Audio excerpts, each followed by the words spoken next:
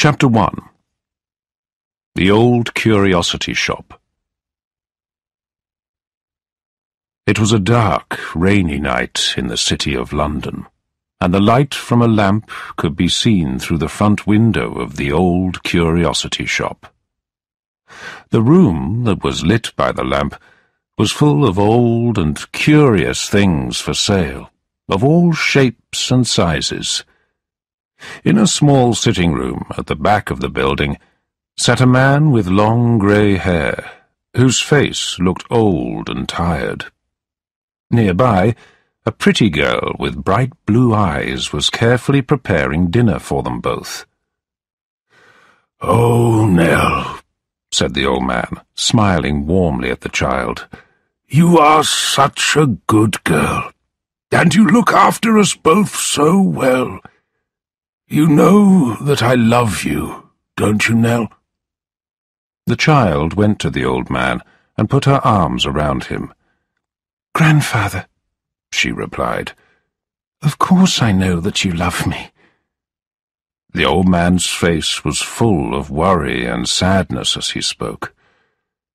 "You have spent most of your life living alone with me here and looking after me. I am sometimes afraid that you have a difficult, lonely, and unhappy life." "Grandfather!" cried the child in surprise. "Oh, you are poor now," the old man continued, "but you are a sweet and innocent girl, just like your mother was, and I won't let you be poor and die young like she did. The time is coming when you will be rich. It has been a very long time coming, but it must come at last. Yes, it must certainly come. It has come to other men who do nothing but waste their lives. So why wouldn't it come to me? When will it come to me?" "I am very happy as I am," said the child, who could see that her grandfather was becoming upset. At that moment, there was a knock at the front door, and Nell said cheerfully, "Kit must have come back at last." The old man picked up a lit candle and went to open the door. When he came back, Kit was following him. Kit was a shy boy with an unusually wide mouth, very red cheeks, a turned-up nose, and untidy hair. He stopped suddenly in the doorway to the sitting room, resting himself now on one leg, then nervously moving to the other and then back again, all the while turning his old hat on his hand. Nell laughed out loud at the sight of him, and Kit laughed in return. "It was a long way I sent you, wasn't it, Kit? Did you deliver the letter to Mr. Quilp?" asked the old man. "Yes, master, I did," replied Kit.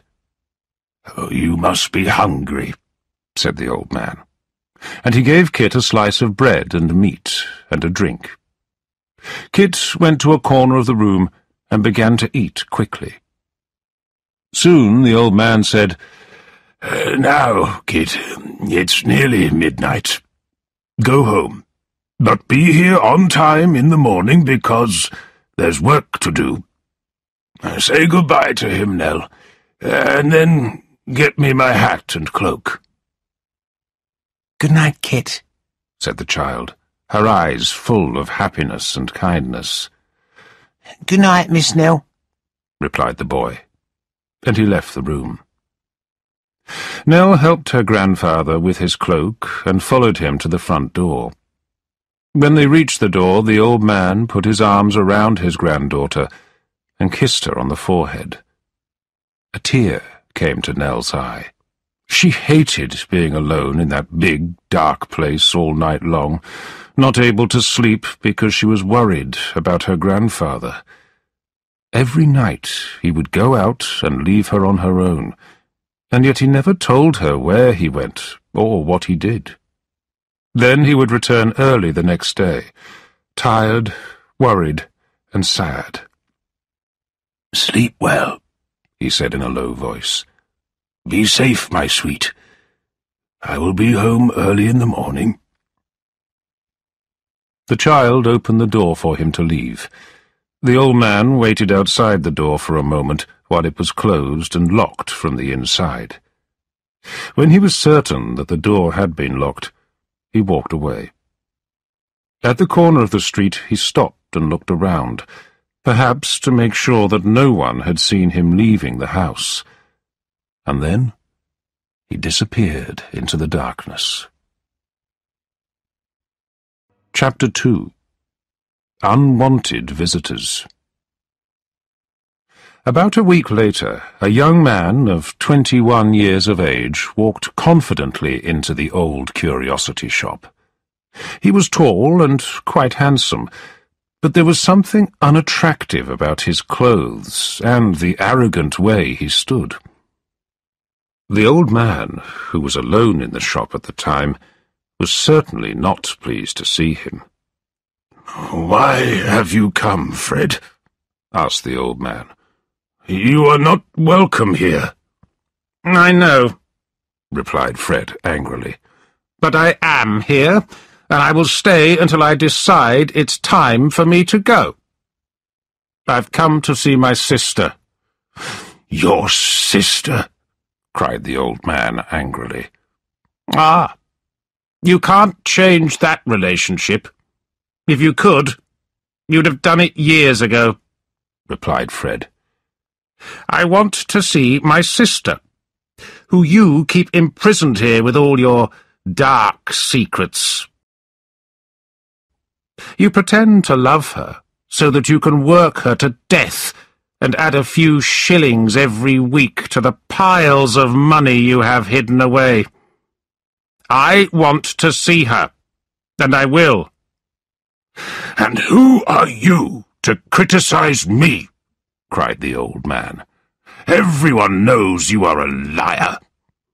You've wasted everything you've ever been given, and have treated your family terribly, just like your father did before he died." "Well, grandfather," said the young man calmly, "there's a friend of mine outside, and as it seems that I may have to wait some time, I'll call him in." He stepped to the door and called out. A young man appeared and began walking slowly towards the shop. He seemed at first to be dressed fairly smartly, but when he came closer, his clothes were dirty and untidy.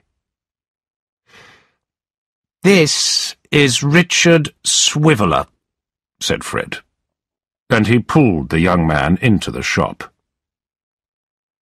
Mr. Swiveller looked about him with a weak smile on his face, then winked at his friend as if they shared a secret.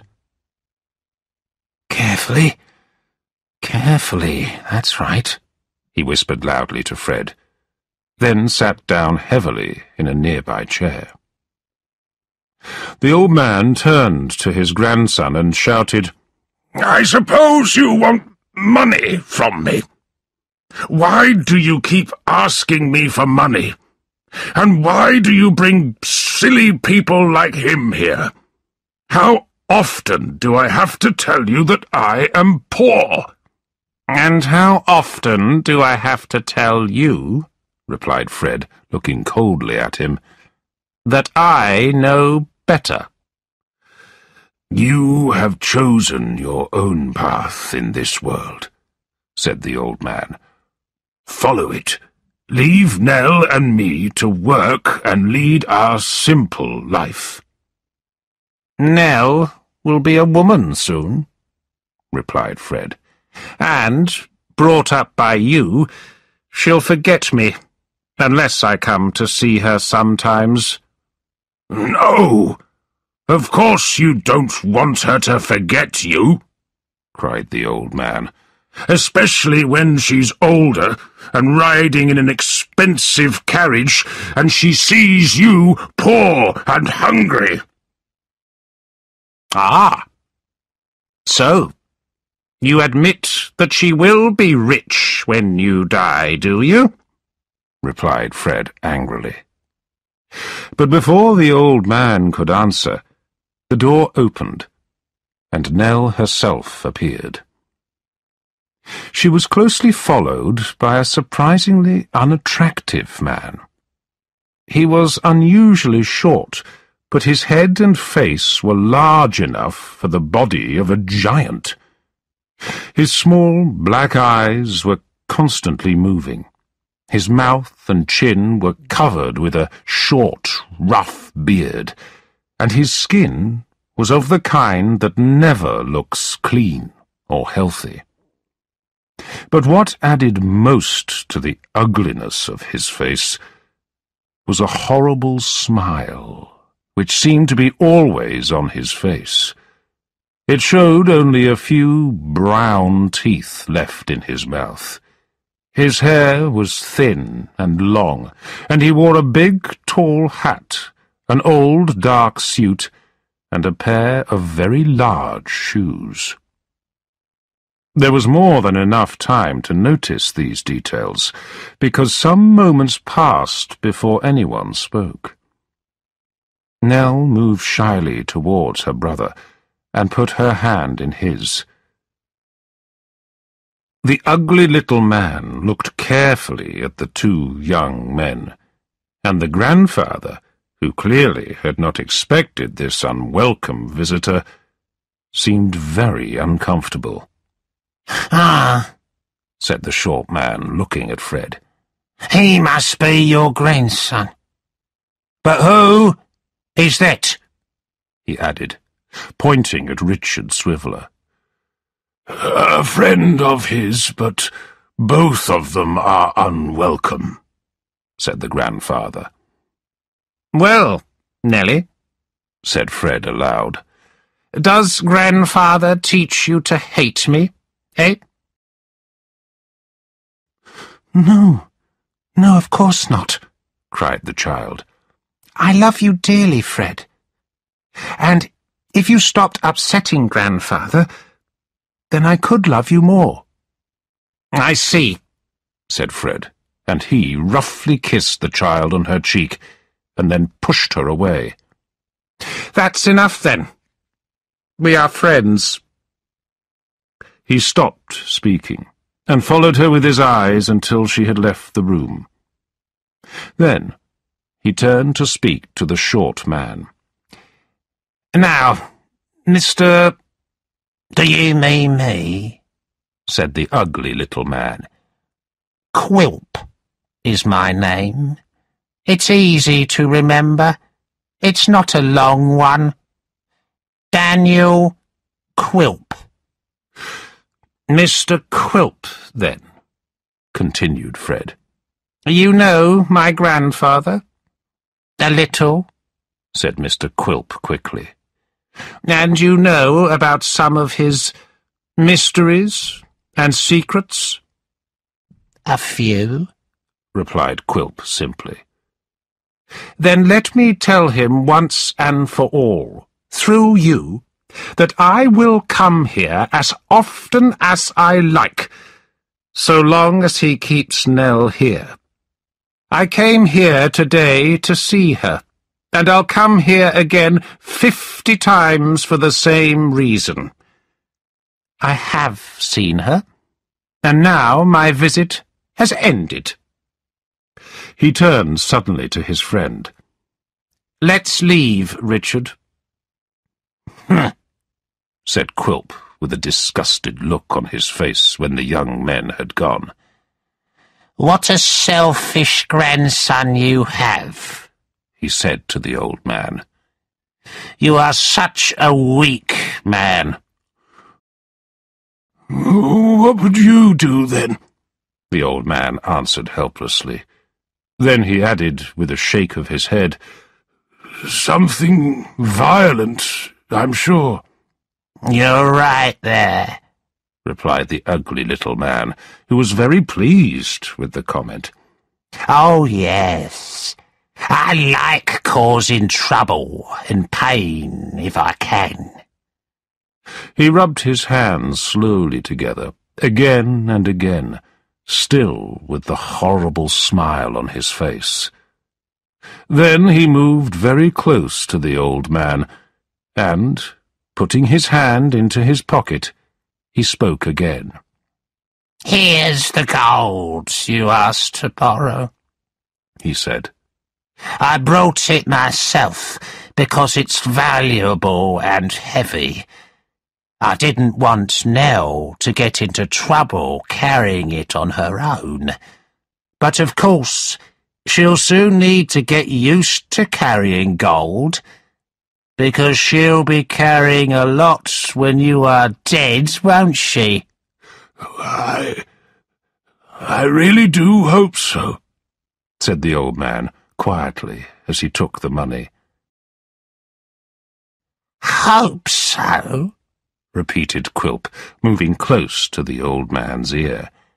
"I wish I knew what good investments you are putting all my money into. But you are a private man, and keep that secret well." "My secret?" said the old man with a worried look. "Yes, you're right. I am quite a private man." When Daniel Quilp had finally left, and the old man and his granddaughter were alone, he put his hand on hers and spoke. "Don't worry, Nell," he said gently. "Things will get better. Yes, I'm sure. I really hope things will get better." She smiled at him, but did not answer. Then there was a knock at the door. She stood up, looked at the clock, and went to the door, saying excitedly, "It must be Kit, coming for his lesson." Nell was soon busy giving Kit a writing lesson, of which he had 2 every week. He found writing very hard, and made many mistakes, but Nell was a patient teacher. The evening passed quickly as they laughed and chatted together, and the time soon came for Kit to leave. It was not long after he had left that Nell's grandfather prepared to go out all night again. And once more the child was left alone in the darkness of the old curiosity shop. Chapter 3. Fred and Richard make a plan. Mr. Richard Swiveller lived in a small rented room above a shop in an area of London famous for its theatres and cheap houses. And it was here that Fred had come to visit him one evening. Fred had spent nearly an hour listening to Richard talking about nothing important, and he was now walking up and down the room impatiently. "Richard," said Fred angrily, "I don't understand how you can be so cheerful with everything that has happened. I wish you would stop talking." "Well," said Mr. Swiveller, "I must say that you are very rude. I've invited you into my fashionable gentleman's apartments, and this is how you treat me? Well, I really don't know." "Richard," shouted Fred, returning to his chair, "will you talk seriously for 2 minutes? If I show you a way to make a lot of money with very little effort." Richard Swiveller immediately fell silent and stared at his friend. A moment passed before Fred spoke again. "Do you think my sister Nell is pretty?" "Well, yes, "Of course," replied Richard. "But I must say that you two don't look very similar at all." "Good. You think she's pretty," said Fred, choosing to ignore Richard's comment. "So, it's very clear that the old man and I never agree about anything, and that he's not going to give me any money, not even when he dies. You see that, don't you?" "A bat could see that, even with the sun shining," said Richard, nodding his head. "Well," Fred went on, "Nell is a friendly girl, and, because she is young, we can easily change what she thinks. You could make friends with her, and then she might be persuaded to marry you." Richard Swiveller, who could not believe what he had just heard, spoke just one word. "What?" "She could be persuaded to marry you," repeated Fred calmly. "And, if you married her, all that money could be yours." "But she's not even 14 years old," cried Richard.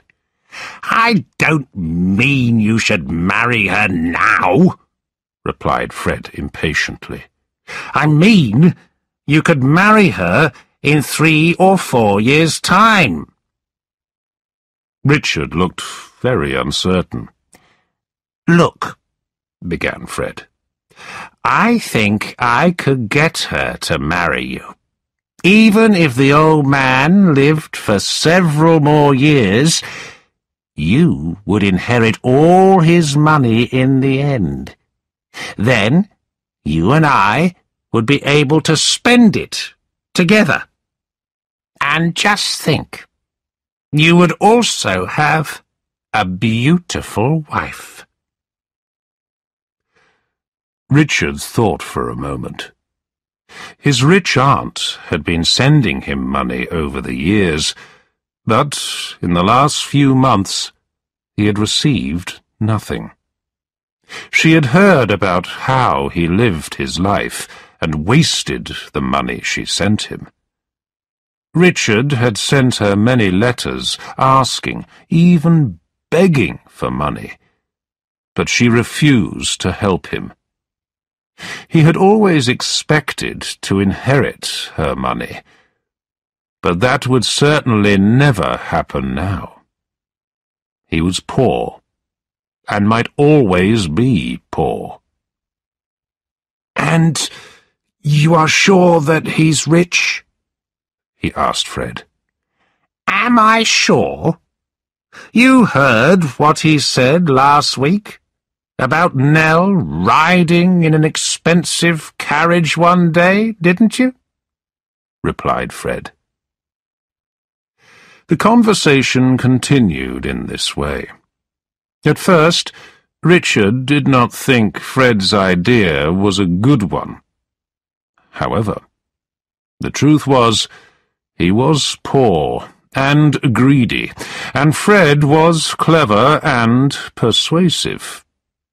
So, it was only an hour later that Richard Swiveller found himself agreeing to his friend's surprising new plan. Chapter 4. Quilp uncovers a secret. Mr. Quilp did not have one particular job, but he did all sorts of different things for money. He collected the rent for whole areas of dirty streets near the River Thames. He lent money to sailors, and he kept his eyes open for new, and sometimes illegal, business opportunities. He lived in Tower Hill, near the London docks, but he also had a small yard full of rats called Quilp's Wharf, not far away on the south side of the River Thames. It was a boatyard, but Quilp never seemed to buy or sell any boats there. He just used the old wooden building as a place to secretly keep and count all of his money. Nell's grandfather often asked her to come to this frightening, dangerous, and far-away place. He would ask her to deliver letters to Quilp. Today, Nell, who was very tired and worried, had brought another of those letters. When she arrived at the boatyard, the first thing she saw was Mr. Quilp and the young, untidy-looking boy who worked for him. They were fighting in the yard. Quilp was shouting, and then suddenly laughing loudly. And all the while he was hitting the boy hard with a large stick. At last, the boy managed to pull away from his ugly master for a moment. It was then that Quilp noticed Nell standing nearby. "Oh, Nellie!" he cried. Yes, said the child uncertainly. "Come in. Don't worry about the boy," said Quilp, walking with Nell into the counting-house. I've brought an important letter from my grandfather, Nell explained, and handed the ugly little man the letter. Quilp, without saying a word, opened it and began to read. Quilp shook his head and said to himself, "It's all gone already? In just 24 hours? What on earth has he done with it? That is the mystery." Nell was uncomfortable and wanted to leave as soon as she could. A few moments passed, during which nothing was said. But Quilp rubbed his hands together and scratched his head. "You've brought a lot of these letters to me recently, haven't you, Nell?" Quilp said coldly. "Have you asked your grandfather why you have to bring them?" Yes, I've asked him 100 times, but he won't tell me, replied Nell. It breaks my heart. He just shakes his head and looks sad. "But he hasn't always been such a sad old man, has he?" said Quilp unkindly. Oh, no, said the child quickly. We were once so happy, and he was so cheerful. But that has all changed since he... And she stopped, unsure that she should tell him any more. "Yes," said Mr. Quilp in a suddenly gentler voice. "Since he—" I don't know, replied Nell. "Come now, Nell. You can tell me anything. In fact, I won't let you go until you tell me. So, since he repeated. Well, since he started going out all night, every night, finished Nell. I don't know where he goes. He has no sleep or rest, apart from in his chair during the day. Quilp said nothing, but simply nodded his head. He wanted her to say more. When he comes home early in the morning, continued the child, I let him in. This morning, I saw that his face was white, and he looked ill. And later, when he didn't know I was in the room, I heard him say that he couldn't bear his life any more, he said, "I can't believe how unlucky I've been with the cards I've been dealt." And then he said, "If I didn't have young Nell, I would wish to die. Oh, what will I do?" Then the child hid her face in her hands and started to cry. Quilp looked about him as if he was deep in thought. He stared at Nell, then reached out and put his hand heavily on her shoulder. Nell immediately stopped crying and moved quickly away from him. "I have been away too long, sir. I have to go now," said Nell, drying her eyes. Mr. Quilp went to his desk and started to write. Then he turned to Nell and said, "Take this note to him. It's only to say that I will see him tomorrow, and that I couldn't do what he has asked me to do in his letter. Goodbye, Nellie." Mr. Quilp waited for 2 days before he went to see the old man in the old curiosity shop. When he went inside, he found Nell's grandfather alone in the shop. "At last!" cried the old man. "Have you brought me any money?"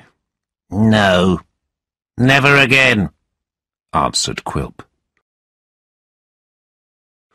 "Then," said the old man, standing up from his chair, "Nell and I have no hope." "Listen to me," said Quilp, beating his hand on the table. "You have no secret from me now." The old man stared at Quilp with fear in his eyes. "I now know what has happened to all that money I have lent you," Quilp said. "Every night you've been going out with my money and gambling with it, haven't you? Was that your secret plan, to make your fortune by playing cards?" "Yes," cried the old man. "And I thought that you were investing my money carefully in some clever business opportunity. I have been tricked by a gambler," said Quilp, looking at him in anger. "I'm not a gambler," cried the old man. "I've never played cards to make money for myself, or because I love gambling. I've only done it to try and save Nell." "So," said Quilp, "I suppose that you spent all your money first, and then you came to me for some more, while you said you were making yourself rich. You were actually making yourself a beggar, eh?" Oh, dear me. And of course, I hold every security you were able to give me, including the letter which says that this building and everything in it now belongs to me." As he said this, Quilp looked around him, as if to make sure that none of it had been taken away. "I've had some bad luck," said the old man. "But with a little more money, my luck will change. It must change. Help me, please, or at least help Nell." "I'm sorry, but I've got another business appointment," said Quilp calmly, looking at his watch. "If I hadn't unexpectedly heard about your gambling secret, perhaps I would have lent you more money. But not now. Who was it that told you? Asked the old man. Quilp simply replied, Who do you think it was? After a moment's thought, the old man said, It was Kit. Yes, it must have been him. Mr. Quilp said brightly, Yes, it was Kit. Poor Kit. And then he turned, walked to the door, and left. Chapter 5. Everything changes. Someone, hiding in the shadows across the street, had been carefully watching the old curiosity shop. He had seen Daniel Quilp arrive and leave, and had noticed that the old man had not left the house that evening as usual. This person used to wait for hours and hours every night, watching the house and making sure that Nell was safe while her grandfather was gone. This kind and thoughtful person was Kit. Some time later, once Kit knew Nell would not be alone that night, he went home to his widowed mother and his 2 young brothers. Oh, Kit, cried his mother when he walked into the small and simple room. I wonder what Nell would say if she knew that every night when she is sitting all alone, you are out there on the street keeping an eye on her. She looked closely at Kit, and then said, Some people might say you've fallen in love with her. Kit, whose face was starting to turn red, was saved by a loud knock at the door. It was Nell herself, looking worried and upset. I must not stay long, she said. Grandfather is very ill. I'll run to get a doctor, said Kit, picking up his coat. I'll be there soon.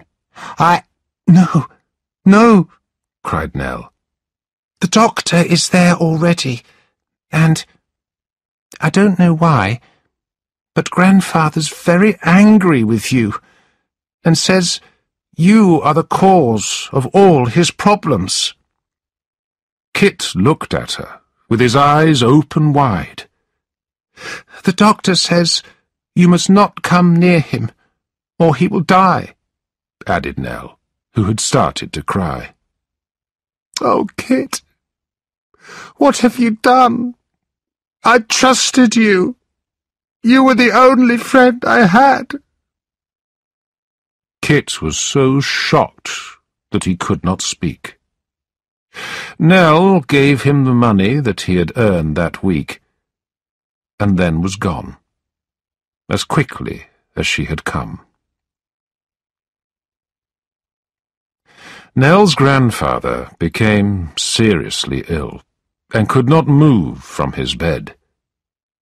Despite this, within a few days Mr. Quilp closed the shop, and made the house and everything in it his own. He then decided to live for a while in the back rooms of the ground floor with his lawyer, a man called Mr. Sampson Brass. Mr. Brass was a tall, thin man, with an ugly nose, a large forehead, very small eyes, and hair of a deep red. He wore a very long black coat, short black trousers, and high shoes. He was not a very pleasant man, and he was clearly afraid of Daniel Quilp. "Will we be staying here long?" asked Mr. Brass. "We must stay, I suppose, until the old man upstairs is dead," answered Quilp. "Or, if he doesn't die quickly, we'll just tell him and his granddaughter to leave," cried Mr. Brass, trying to laugh. Nell stayed away from Quilp and his lawyer friend, and spent most of the next few weeks beside her sick grandfather's bed. One night, she was sitting alone by the open window when Kit came and called to her from the street below. "I hope you don't really believe that I've done anything wrong, Nell," he shouted up to her. "I can say, with a true and honest heart, that I haven't.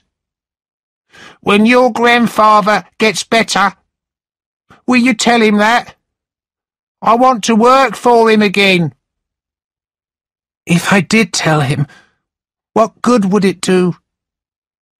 We are very poor now, so we wouldn't be able to pay you," said Nell sadly. "I don't care about the money," replied Kit. I just thought that if he believed me, then you could both come and live with my family, just for a while. Ours is a small and simple home, but it's very clean." But just then, Mr. Brass came out and chased Kit away. Many people came to the house while her grandfather was ill, but Nell had never felt more lonely. And she knew that her grandfather would never agree to live at Kit's house. It was not long until her grandfather's illness passed. However, he was very weak. He was different now. He was confused, and what he said often did not make sense. As soon as he could see that the old man was feeling a little better, Mr. Quilp said that he was going to sell everything in the house and the shop. He told Nell that she and her grandfather would have to leave and find somewhere else to live. Hearing this news, Nell began to cry and turned to her weak grandfather. "Let's go," she said to him. "Let's leave this place and never come back or think of it again. We can live as beggars and be happy. I am not afraid. We can walk through the countryside and sleep in fields and under trees. In the day, you can rest, and I will knock on doors and beg for money. We will feel the sun and wind on our faces." The old man looked at his granddaughter for a few moments. There were tears in his eyes as he replied, "Then yes, let's do that. But we must keep our plan secret. If anyone finds out, they will think I am mad and take you from me." Then he added, "We will be all right. You and I, together, Nell. Forever." The child's heart was suddenly full of hope. She did not think of hunger or cold or thirst or difficulties. She saw an end to their sadness and a return to the happy life they had once enjoyed together. She thought of the sun and rivers and green grass and summer days, and there were no dark corners in the picture she saw. They left the house quietly the next morning, before Quilp and Mr. Brass were awake. It was the beginning of a bright day in June. And as they stood in front of the old curiosity shop, Nell asked her grandfather, "Which way should we go?" The old man looked helplessly, first at her, then to the right and left, then at her again, and shook his head. From that moment, Nell knew that she would always have to look after both of them. She took a deep breath, and then held her grandfather's hand and led him away. Chapter 6. The long journey begins. Nell and her grandfather walked all morning through the streets of London. At first, the city was quiet and peaceful in the early morning sunlight. But slowly, the streets filled with people as they passed through an area with shops, and then came to streets where very poor people lived. Nell was a little afraid, but they carried on walking. After a while, she noticed that small gardens started to appear, and the rough-looking houses began to turn into small cottages. In the early afternoon, they found themselves near a pleasant field, and they sat down to rest and eat the bread and meat that Nell had brought. Then on they went again, walking through country roads, and hearing the birds sing and the wind gently moving the branches of the trees. They walked all day, and paid some money to sleep that night at a small cottage. Next morning, they set off walking again. They often rested, but only for a few minutes at a time. It was nearly 5 o'clock in the afternoon when they stopped near some workmen's cottages and asked if they could buy some milk. They spent some time resting by the cottages, then continued walking to the nearest town, which was about 5 miles away. The sun was setting when they reached the church in the small town. The old man led the way into the churchyard. As they walked in, they heard voices and soon found 2 men. They were surrounded by puppets lying on the ground around them. "Are those puppets from a show?"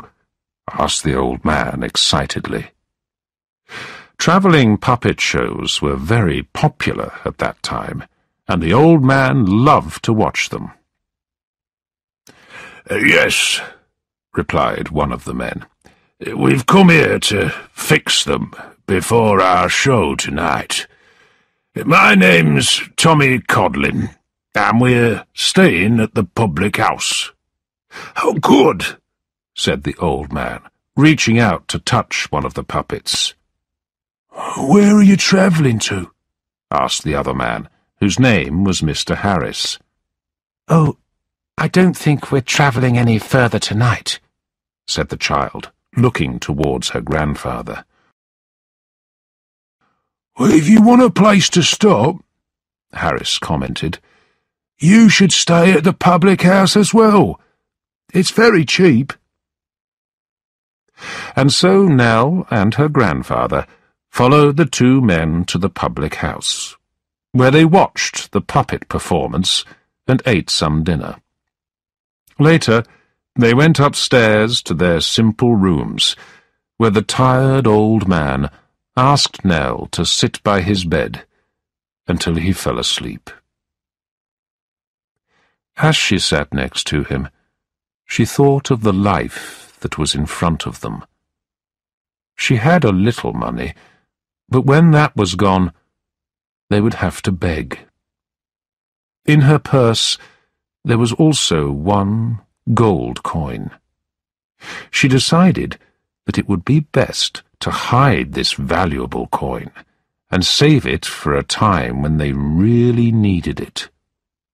So she carefully sewed the piece of gold into the bottom of her dress, and then, feeling a little more in control of her future, she lay down and fell into a deep sleep. The next morning, at breakfast, Mr. Codlin suggested that Nell and her grandfather should travel with them to the next town. Nell thought for a moment. They had no other plans, and it would be good to have some company. It was agreed, and it was not long before they were all walking together down the country lane away from the public house. They walked all day, stopping only for Codlin and Harris to give short puppet shows for money in the villages they passed through. It was raining and dark when they arrived at the next public house that they planned to stay in. A big fire was burning in the kitchen. Soon, both Nell and her grandfather, warm and dry at last, fell asleep near the fire. And, while they were sleeping, Codlin and Harris discussed their new travelling friends. "It's clear that the old man is mad, and the young girl isn't used to this type of life," whispered Harris. "I think he's taken her, and he's running away from someone," he added. "What?" cried Mr. Codlin, looking worried. Harris said quietly, "If she's gone missing, there might be a reward for her." Codlin, after thinking for a few moments, replied, "You might be right. And, if you are right, remember that we work together. We share everything." Then he added, "Yes, then we need to keep an eye on little Nell and that mad old man. We must keep them with us until we find out more information about them." The men did not know it, but Nell had begun to wake up, and had heard Codlin's reply. The following morning, Nell noticed that Codlin and Harris were watching her closely. She no longer felt safe after what she had heard them say. While the two puppeteers were busy packing up their puppets, she saw a chance to escape. Nell was afraid, but she quickly and quietly led her grandfather out through the back door of the public house. They did not stop to look behind them, but walked quickly away into the fields. Chapter 7. A New Beginning for Kit. While Nell and her grandfather were travelling through the countryside, back in London, Daniel Quilp was busy making friends with Richard Swiveller. But he did not really like Richard, and only wanted to play a trick on him. This is what happened. Quilp had soon discovered that Nell and the old man had left the old curiosity shop, but he was not very surprised that they had gone. His only worry was that the old man might have taken some hidden money with him. Quilp did not wait. He emptied the house and shop and sold everything in it as soon as he could. On the same day that Nell and her grandfather left London, Quilp received a visit from Richard. Richard went to the shop as part of Fred's plan to make friends with Nell and become rich. So he was shocked and upset to find that Nell, her grandfather, and all the money had gone. The plan to become rich was in serious trouble before it began. It was clear that neither Daniel Quilp nor Richard Swiveller knew where Nell and her grandfather had gone. But Quilp wanted to find out why Richard had come to the old curiosity shop, and so he began asking him questions. After many clever questions, Quilp learnt all about Fred's plan for Richard to marry Nell, and for Fred and Richard to make themselves rich with her large inheritance. Quilp, however, knew more than Richard. He knew that the grandfather was really poor, not rich. But he thought it would be fun to watch Fred's plan go terribly wrong. He would laugh at them when Fred and Richard found out that Nell was a beggar. "What a clever plan!" cried Quilp unkindly. "Oh, you lucky man! Yes, you will be Nelly's husband, with more gold and silver than you can imagine. Let's go and talk to Fred, and I'll help you both find her." The only person who was truly sad about the disappearance was Kit. He had no idea where Nell and her grandfather were, and he could not stop worrying about it.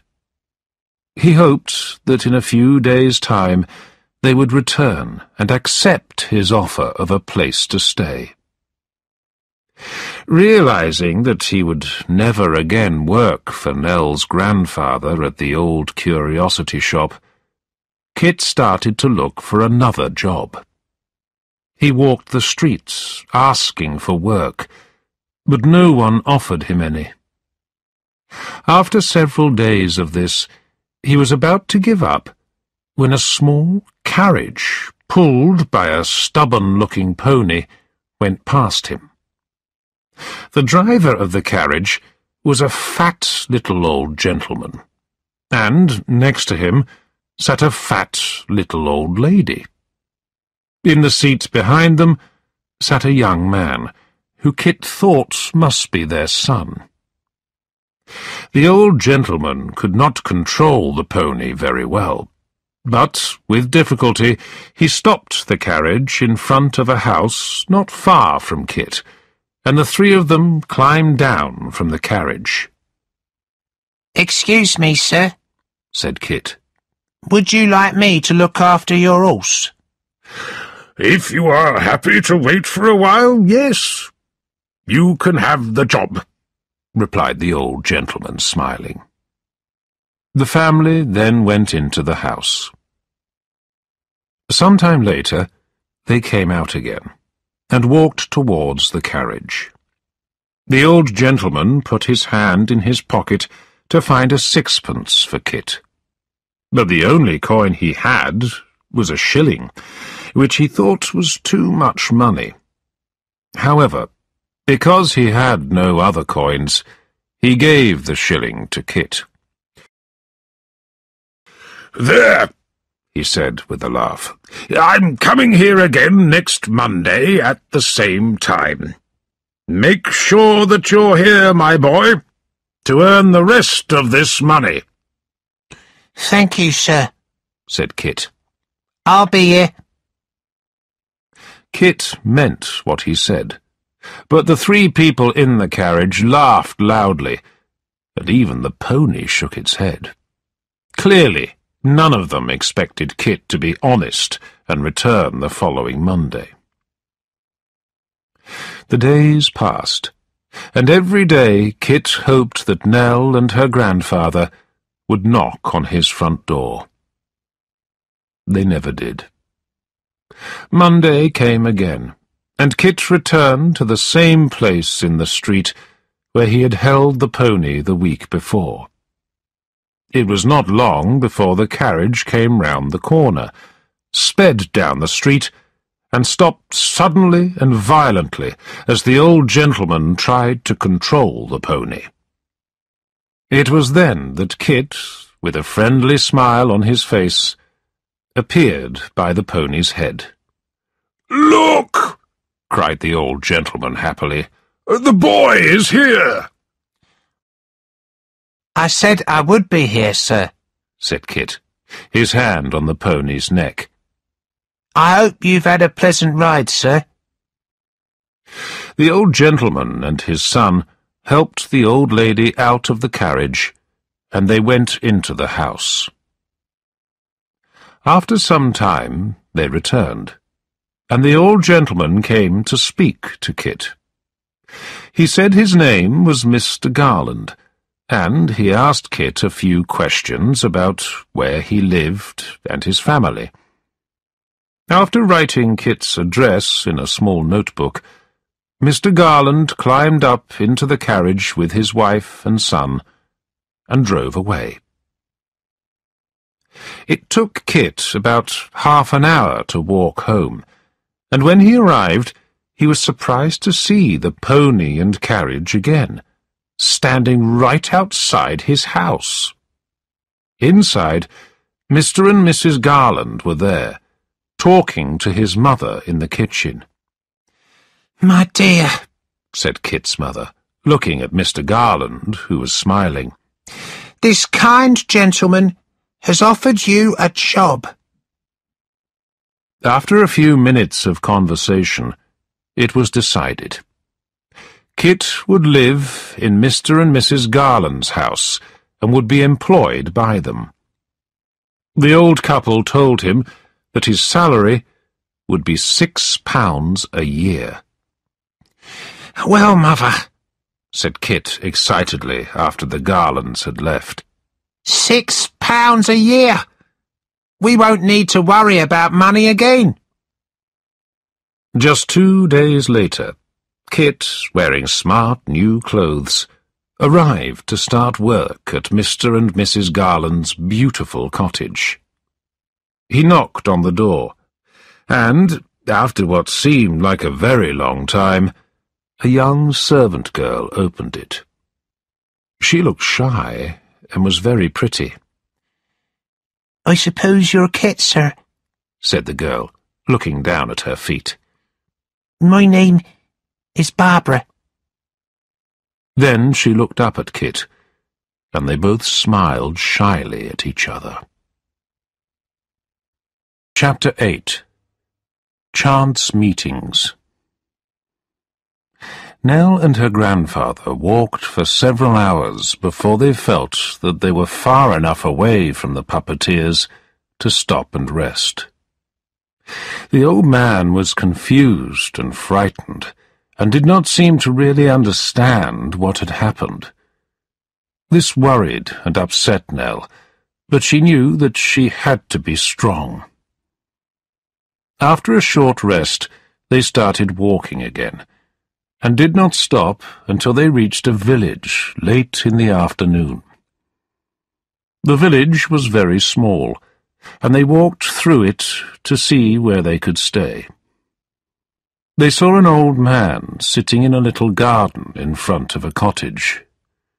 Nell knew that he must be the schoolteacher, because above the window of the cottage was a sign that said, "School." He wore a simple black suit, and he looked friendly. Nell felt quite shy, but she went into the garden and spoke to him. Do you know of anywhere we could stay for the night? asked Nell. We have walked a long way today, and we would be happy to pay a small amount of money. My name is Mr. Martin, said the schoolteacher. You're a very young traveller, my child. Why don't you both stay here? Come in, he added. It was a simple house, but Nell and her grandfather were comfortable there, and had more than enough to eat and drink. They slept well, and in the morning, while they were eating breakfast, Mr. Martin made a suggestion. "You both look very tired," he said. "You're very welcome to stay here longer, before you continue with your long journey." And so they stayed another 2 nights.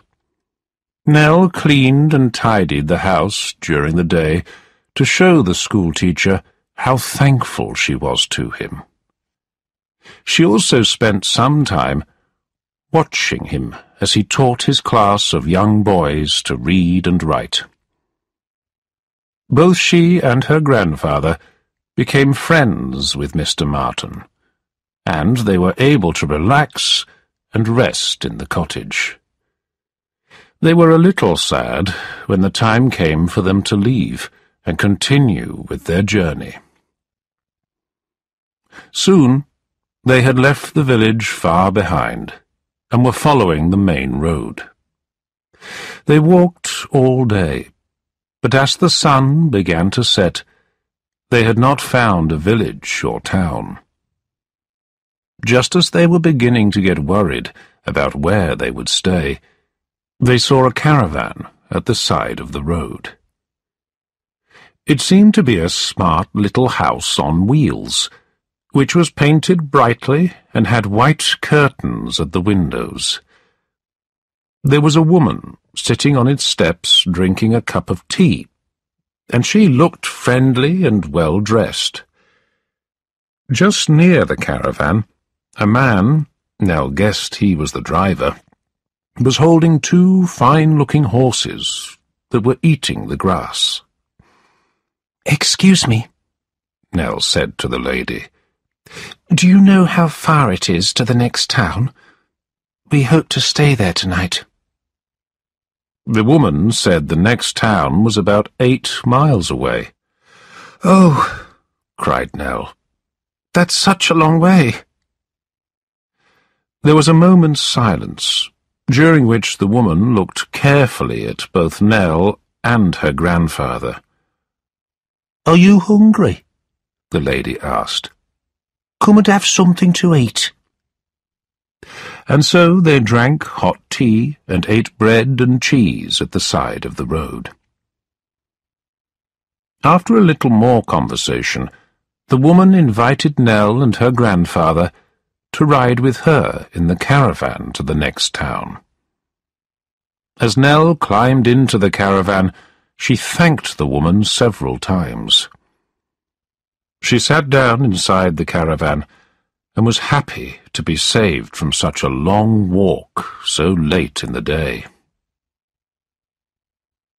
Chapter 9. Nell Gets a Job. When they had started to move along the road, Nell looked round the caravan more closely. It was clean and comfortable, and had a kitchen with a stove and a separate sleeping area at the back. After a few minutes, the woman reached out and picked up a large piece of paper. She put it on the floor in front of Nell. "There, child," she said, pointing to some large black letters at the top of the huge piece of paper. Nell read the first words on the poster. "Charlie's Waxworks." "That's me," said the lady. "I am Mrs. Charlie." Then Nell read, "Charlie's world-famous waxworks. The best collection of real waxworks in the world. 100 life-sized wax figures." "Can I see the figures, Mum?" asked Nell. "Of course," said Mrs. Jarley, smiling proudly. "They have been taken in other vans to the town. We're going to the same town, so I'm sure you'll see the collection." "I don't know if we will stay there long," said the child. "Why not?" cried Mrs. Jarley. "Where are you going?" I don't know," replied Nell. "Do you mean that you're travelling about the country without knowing where you're going?" said Mrs. Jarley. "We are poor people, travelling without any plans, ma'am," explained Nell, who was a little surprised by these sudden questions. "Are you beggars, then?" asked Mrs. Jarley. "Well," replied the child, "yes, I suppose we are." "Oh," said Mrs. Jarley, "but you can obviously read, and probably write as well, can't you?" "Yes, ma'am," said Nell. "Well, that's interesting," replied Mrs. Jarley, "because I don't know how to write myself." They sat in silence for a few minutes, while Mrs. Jarley spent some time thinking. Then, a few moments later, she said, "Would you like a job with me? I'd look after you well." "No, I can't leave my grandfather," answered Nell with a worried look on her face. "What would happen to him without me? He's not well." Mrs. Jarley had seen the way the old man sat looking into space and holding Nell's hand. She thought for a moment. Then she said, "I need you to talk to the crowds and tell them all about the waxworks. You can help me to write letters, too. Your grandfather could help by looking after the figures and cleaning them. I will give you food and somewhere to sleep, and pay you as well." Nell was happy to accept her offer. They arrived at the edge of the town at about midnight, and the driver, whose name was George, stopped the caravan next to the other waxworks vans. There was now more than enough room for them to sleep. Nell's grandfather would sleep in one of the empty vans, and Nell would sleep in Mrs. Jarley's comfortable caravan. Nell had just said good night to her grandfather and was returning to the other caravan when she stopped and looked around her. It was a calm, quiet night, and she thought that the caravans looked pretty in the moonlight. As she stood there, she saw something moving in the shadows further down the street. Suddenly, someone stepped forward. She recognized him immediately. It was the ugly, frightening Quilp. Without a moment's thought, Nell stepped into the shadows. Luckily, Quilp had not seen her, and she watched him as he walked quickly down the street, away from her. That night, Nell found it difficult to sleep. Why was Quilp in this town? Had he come here looking for them? The child felt frightened, and was glad that Mrs. Jarley was sleeping near her. The next morning, Nell and her grandfather helped Mrs. Jarley and George to prepare the exhibition in a hall in the centre of the town. Soon, everything was ready, and all the wax figures were dressed and in their correct positions. Mrs. Jarley then spent several hours teaching Nell the name and history of each of the wax figures, so that she could tell the crowds about them later in the day. The day went very well, and lots of people paid to see the waxworks. Nell enjoyed working, and felt lucky to have a job and somewhere safe to sleep. But she never stopped worrying that Quilp might still be in the town, and that he might try to take her and her grandfather away. Chapter 10. Nell has a terrible shock. Nell and her grandfather had been working for Mrs. Jarley for several days when they were given a day to rest. In the evening, they decided to go for a walk out into the countryside to enjoy the last hours of sun. It was a warm evening, but while they were walking, the weather changed. The sky turned dark, and storm clouds began to form above them. Soon there was very heavy rain and strong winds, so they ran inside a nearby public house. "Welcome to my pub," said the landlord cheerfully. As they stood drying themselves by the fire, Nell heard men's voices coming through an open door. Her grandfather moved closer to her and whispered excitedly, "They're playing cards in the next room. Don't you hear them?" Her grandfather was right. Nell could hear the men discussing the game and how much money they had already won or lost. She looked at her grandfather and was worried to see he had changed. His eyes were now wide open, his face was quite red, and he was breathing quickly. "Oh, Nell," he said happily, "this is it. I've always known that my chance would come to win a lot of money. I've always dreamt of this moment. How much money have we got, Nell? I saw you with some money yesterday. Give it to me now." "No, let me keep it, grandfather," said the frightened child. "Let's go from here. I don't want to stay." "Give me the money," ordered the old man angrily. "Please, don't take it," said the child, beginning to cry. "Don't cry, Nell," said her grandfather. "I didn't mean to upset you.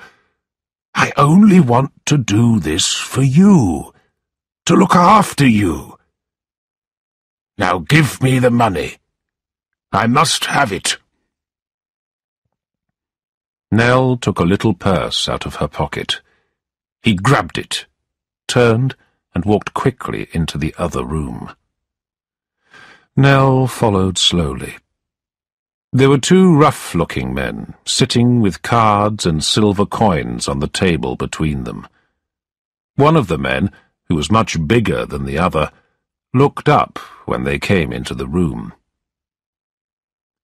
It took a few minutes for Nell's grandfather to persuade the men to let him play, but at last he sat down at the table with them. The landlord also sat down, and the four men began to play a new game of cards. The child sat near them, and watched how at one moment her grandfather shouted with excitement, and at the next moment looked terribly sad and upset, then happy again. It was the first time she had seen him like this, and it frightened her.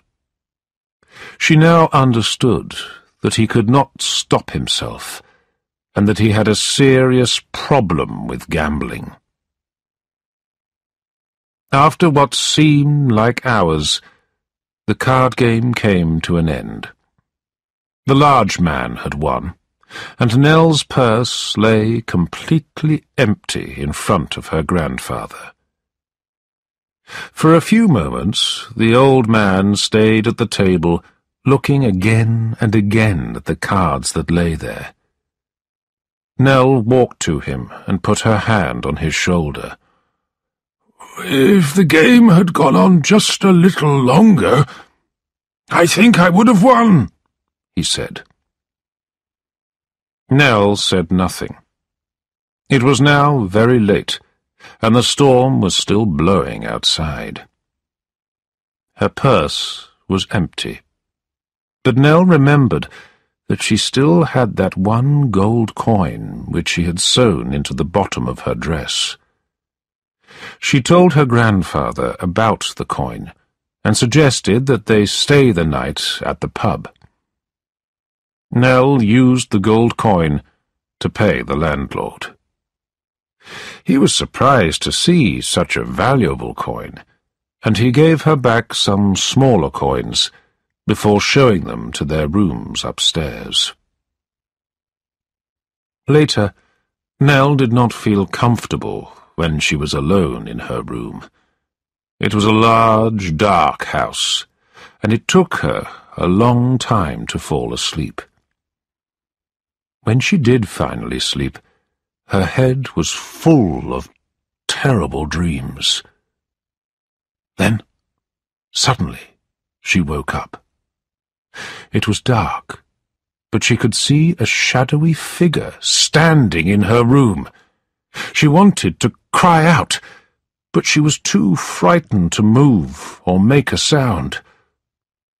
The terrible figure slowly moved around her bed, and it began searching for something.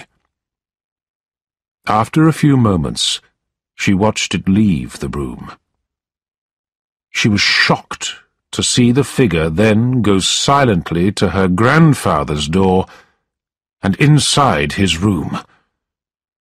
She could not bear it any longer.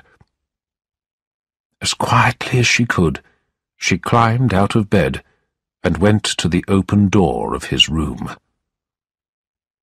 What she saw in front of her was terrible. The bed had not been slept in, and, sitting at a small candle-lit table, was her grandfather. His head was down, and he was counting the money which he had just stolen from his own granddaughter. Nell had been frightened, but now she felt sick. She could not believe what she saw. She felt that she did not know the man who was her grandfather. Silently, she returned to her room and lay awake worrying until morning. The next day, as they were walking back to the caravans, Nell told her grandfather that someone had stolen her money during the night. Her last hope disappeared when she heard her grandfather's reply. "But don't we have any more money?" he asked. "Then we must get some more." That night, when he thought Nell was fast asleep, the old man left his van.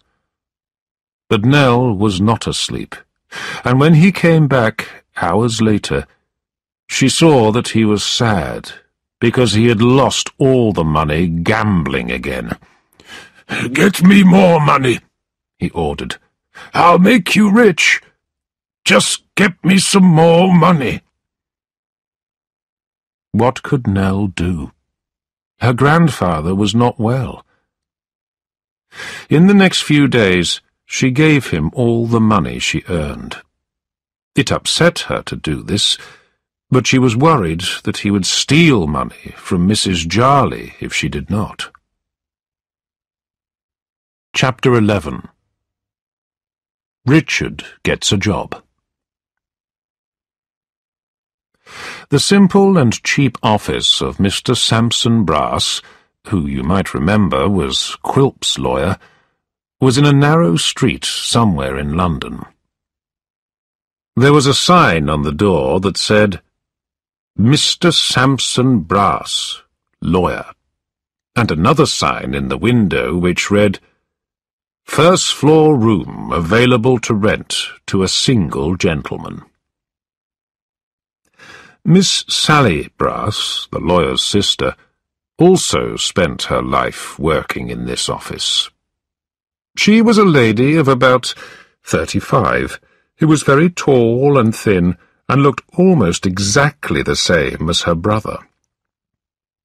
She had the same red hair and the same ugly nose.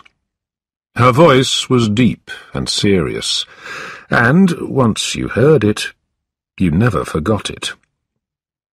She was serious and hard-working, and took pleasure in annoying her brother.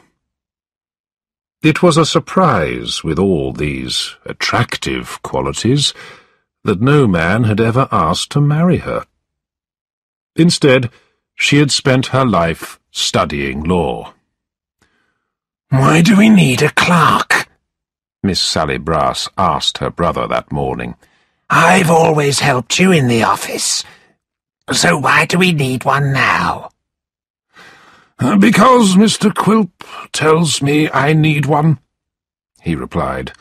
"Mr. Quilp is our biggest client. Nearly all of our work comes from him.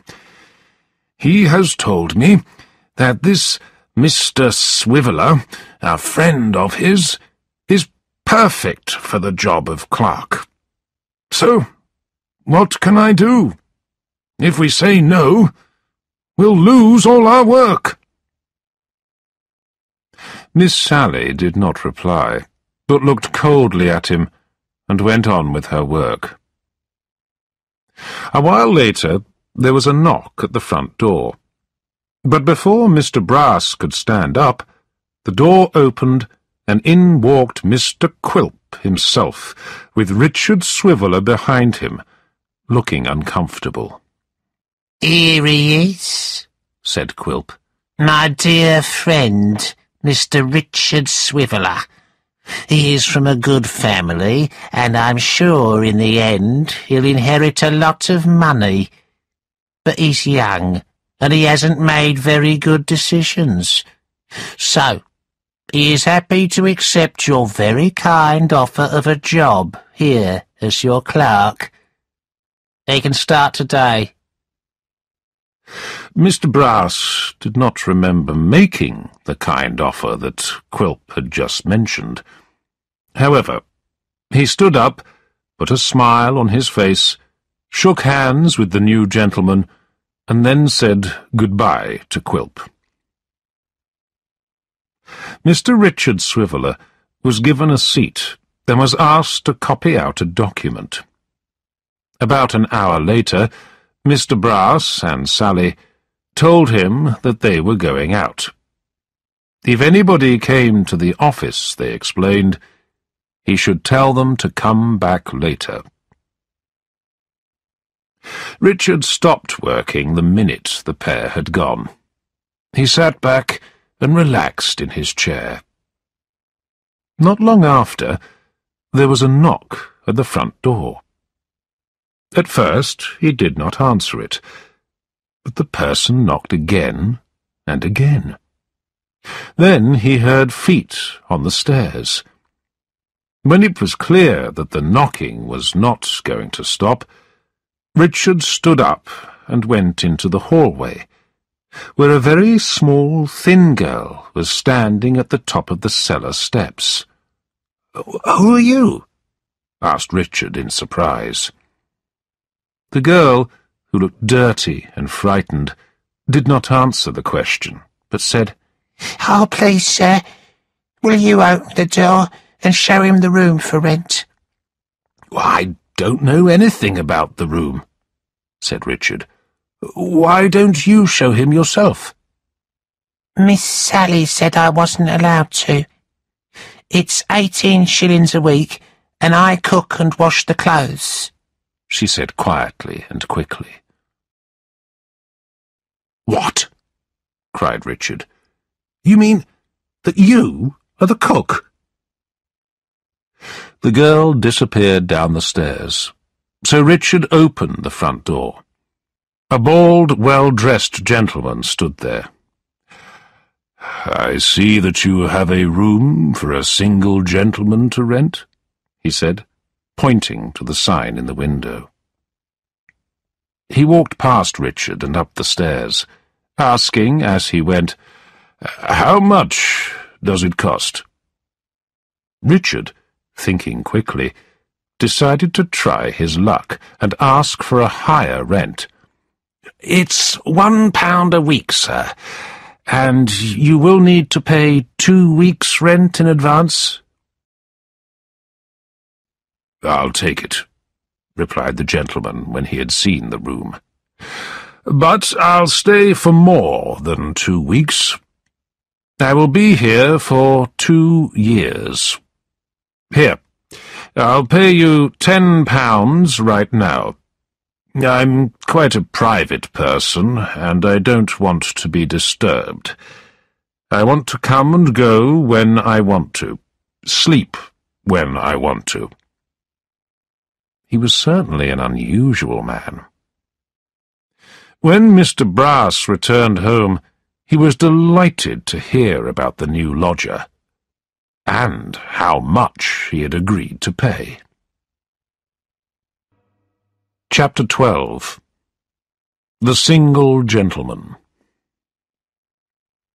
The single gentleman renting the room refused to tell anyone his name. He never spoke to Mr. Brass or Sally, came and went at unusual times, and sometimes slept all day. The only thing he seemed to be interested in was travelling puppet shows. For several weeks he went to all of the shows that passed through that area of London, and he became friends with many of the puppeteers. He would often invite them back to his room for a drink after the show. One day he met the puppeteers Tommy Codlin and Mr. Harris. While they were talking, he asked them whether they had ever met a young girl called Nell and her grandfather. He had asked the same question to all the other puppeteers he had met. "Oh, yes, we saw them both," cried Mr. Harris, who then turned to his friend. "You see, Tommy, I told you someone would be looking for those two." Do you know where they are now?" asked the single gentleman quickly. "One of our friends said he saw them. They were travelling with a waxworks," said Tommy. "If you can find out exactly where they are," the single gentleman told them, "I'll give you both some money. Find out, and then come back to me." Meanwhile, Kit had been getting to know Mr. and Mrs. Garland, their son Abel, Barbara, and Whisker the pony. Whisker was difficult at first, but the people were pleasant, and Kit was happy in his new job. And soon Whisker grew to love him. One morning, a smartly dressed stranger arrived and asked if he could speak to Kit. The stranger was the single gentleman. "I've been abroad for many years," he told Kit. "I've come back to London looking for something dear to my heart, and I hope to find it at the old curiosity shop. But the shop is now closed, and everyone has gone. I was told you might know where the old man who owned it is. Do you know?" Over the next few minutes, Kit told the single gentleman everything that had happened, ending his story with Nell and her grandfather's disappearance. Kit told him he had no idea where they were now. "But there's a sign on the shop door," Kit added. "It says that all inquiries should be made to Mr. Sampson Brass, Mr. Quilp's lawyer." "Yes, I know," said the single gentleman. "I saw the sign too, and I've even rented a room in Mr. Brass's house to try and find out more information. But I've learnt nothing." There was a moment's silence, and then he said, "I'll leave you now," and he put a coin into Kit's hand. "Please, don't tell anyone about this meeting." Kit followed the single gentleman out into the street to say goodbye. And, at that same moment, Mr. Richard Swiveller was walking down the same street, and he saw Kit saying goodbye to his visitor. Richard was very surprised to see the single gentleman, Mr. Brass's lodger, talking to Kit, the boy who used to work at the old curiosity shop. Why on earth would these two be together? After the single gentleman had gone, Richard went over to Kit and asked him. But Kit seemed to know nothing about the man, not even his name. The very next day, a note came for Kit from the single gentleman. In the note, he asked Kit to go and work for him for a while, and help him to find Nell and her grandfather. He would pay Kit extra to do this. Mr. Garland said that this would be all right, so Kit agreed to help the single gentleman. A carriage was sent to collect him straight away. He arrived at the single gentleman's lodgings and was welcomed inside. The man did not wait to tell Kit the latest news. "I think I have found your old master and his granddaughter," he began. "I've just heard that they are in a town 6 hours' carriage ride from here. The old man might not remember me, but he and Nell know you. They wouldn't be frightened if you were there. Will you come with me?" "I'm afraid that won't work," replied Kit sadly. "Nell told me that her grandfather never wanted to see me again." "Oh," replied the single gentleman. "Isn't there anyone else they know and would trust?" Kit thought for a moment, and then he answered, "Well, the only person I can think of is my mother. She cares about Nell as much as I do." After a few minutes of planning, Kit went to talk to his mother. He explained that the single gentleman wanted her to travel with him to look for Nell and her grandfather. Kit helped his mother pack a few things for the journey, and then he asked a neighbour to look after his little brothers while their mother was away. Soon, Kit's mother and the single gentleman were in a carriage and on their way. Kit stood at the side of the road and watched them go with tears in his eyes.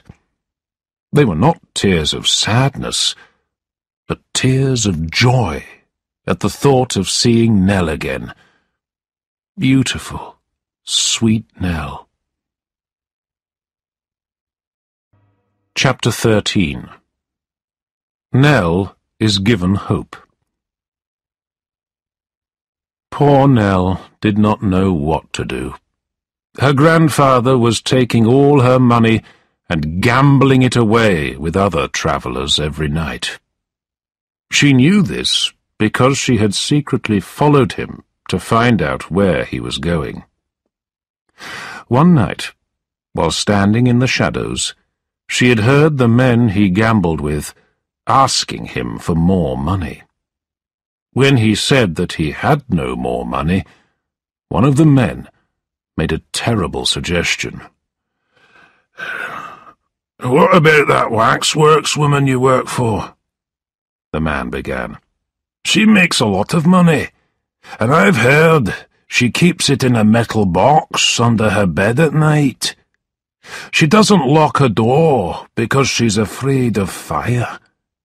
Go in there when she's asleep and take the money. Anyone could go in there and do it, so she won't know it's you. It will be easy." They talked about it for some time, until the grandfather finally agreed that he would steal all of Mrs. Jarley's money and return the next night. What could Nell do? She could not let him steal money from Mrs. Jarley. So, later that night, she woke up her grandfather and told him that they had to leave. She packed up their things and took him away from the caravans while Mrs. Jarley and George were still sleeping. She led him by the hand to the top of a nearby hill, and there they rested.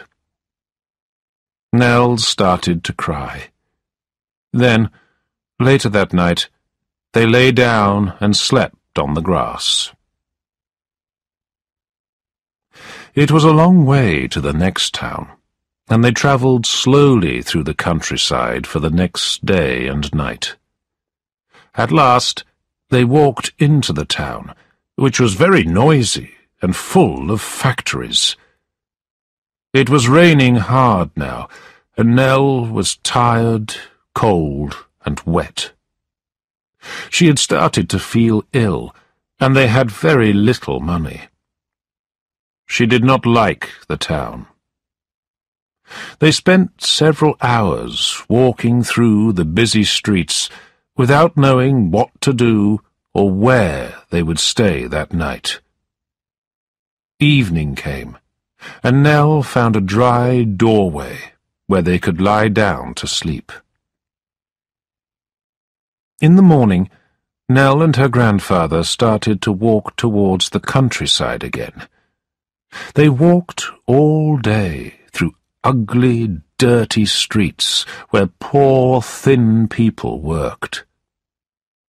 As day turned to night, the factories seemed to be dangerous, frightening places. They saw sick, hungry people who were crying in the street, and children who were homeless. By now, Nell was very ill, and she became weaker and weaker. All they had eaten that day was some bread. She could not walk any more, so she lay down at the side of the road to sleep. The next morning they carried on, with slow, tired steps. They had nothing to eat, and as evening came, Nell felt again that she could not walk another step. She saw another traveller ahead of them on the road, and called out to him, hoping that he might give them some food. The man turned, and, as he walked towards her, Nell suddenly screamed and fell to the ground in shock. It was Mr. Martin, the schoolteacher. He picked her up in his arms and carried her as fast as he could to a nearby public house. "She's very ill and weak," he told her grandfather, who was very worried about her. The landlady of the pub ran to Nell and gave her some medicine and a drink. Then Nell was taken to a bed upstairs, where she slept for several hours. The next morning she woke up feeling a little better and was able to eat something. Mr. Martin kindly paid for all three of them to stay another night at the public house so that Nell could rest. "Thank you so much," Nell said to the schoolteacher. "If we hadn't met you, I think I might have died. I don't know how I can thank you for your help and for paying for us to stay here." "That's enough talk about dying," answered Mr. Martin, "and the money is no problem. Since the last time I saw you, I've been given another job. I'm going to be clerk and schoolteacher in a village several days' journey from here. That is where I am travelling to now. They are going to pay me £35 a year." "I'm very happy for you," replied Nell. Mr. Martin said that he thought of Nell as a good friend, and suggested that she and her grandfather should come with him to his new village. "I'm sure you would find a job there," he told her. And so they agreed that the next day he, Nell, and her grandfather would travel together by public coach to the village. Chapter 14. Quilp makes a plan. Now we must return to Kit's mother and her journey with the single gentleman. It was not a relaxed journey. Kit's mother spent the whole time worrying about her 2 young children whom she had left behind. The single gentleman spent his time worrying about finding Nell and her grandfather. They travelled all night at speed, stopping only to eat dinner. Then Kit's mother fell asleep in the carriage, and was woken in the morning as the carriage came to a stop. "This is the place," cried the single gentleman. He climbed out of the carriage, and, after asking a few people in the street, he found the hall with the waxworks. But it did not take long for him to find out from Mrs. Jarley that Nell and her grandfather were no longer there. Mrs. Jarley explained how she had met Nell and her grandfather, and how she had given them each a job and a place to live. Then she told him that they had suddenly disappeared. She said that she was very worried about them, because the old man had seemed unwell and confused. She had tried to find them, but had had no luck. The single gentleman was very upset at this news, and said he did not know where to look next. He took Kit's mother to a nearby public house where they could stay the night. As they went up to their rooms, Kit's mother was amazed to see Mr. Quilp coming down the stairs. She stepped backwards in surprise and cried, "Goodness me!"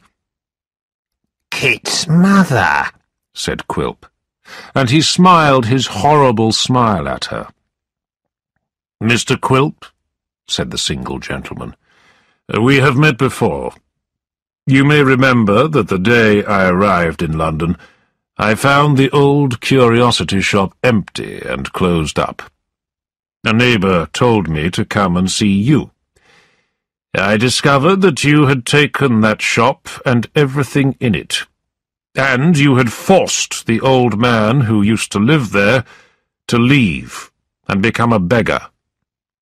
"That shop legally belongs to me," replied Quilp. "I didn't force him. He went by his own choice. He disappeared in the night." "You didn't help me when I came to you, and now you are following me." "Why?"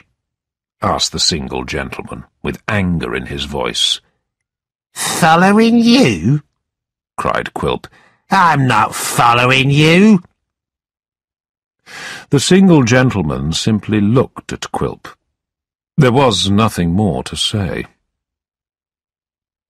Quilp returned to his room upstairs and thought for a long time about what had happened in the last few days.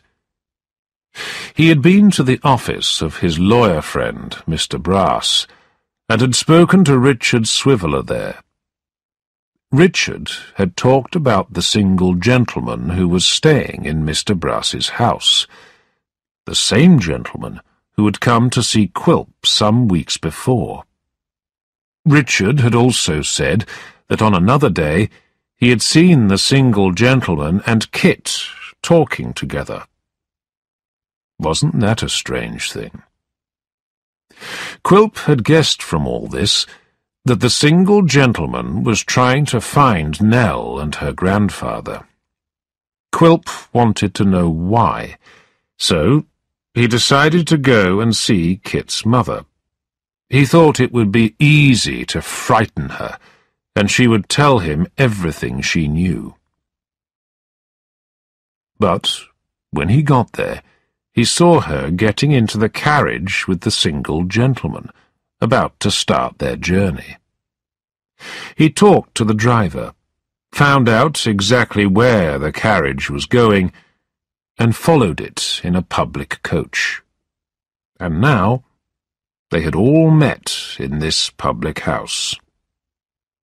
So, Quilp said quietly to himself, that horrible boy, Kit, keeps getting in my way. It's Kit and his mother who are helping to find Nellie now, and will end up being rewarded. So, I think I will have to kill him. Yes, that single gentleman would have paid me a lot of money to find Nell and her grandfather if Kit hadn't got in the way. The next morning, Quilp caught the public coach back to London. As soon as he got there, he went to see Mr. Brass and Sally. He told them about Kit, how he kept getting in the way, and how he hated him. Mr. Brass, who did not really know Kit at all, said that he completely agreed with Quilp. You are my good friends, aren't you? Said Quilp. Yes, of course, replied Mr. Brass, nodding his head several times. Then find a way to get rid of Kit. I hate him. Do you understand me? Said Quilp coldly. Let's shake hands on it. Mr. Brass and Sally looked at each other, and then both shook hands with Quilp.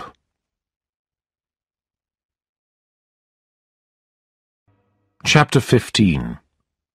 A Village Life. When Mr. Martin, Nell and her grandfather arrived at the village, Mr. Martin went to get the keys to his new house. Nell and the old man waited near the church. When Mr. Martin returned, he had a surprise for his travelling friends.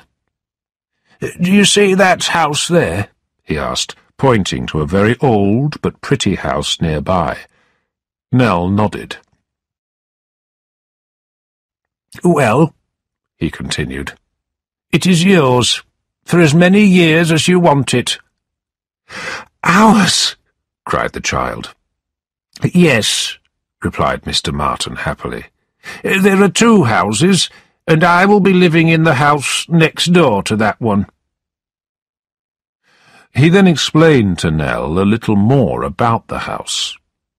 The woman who had lived there used to look after the church keys.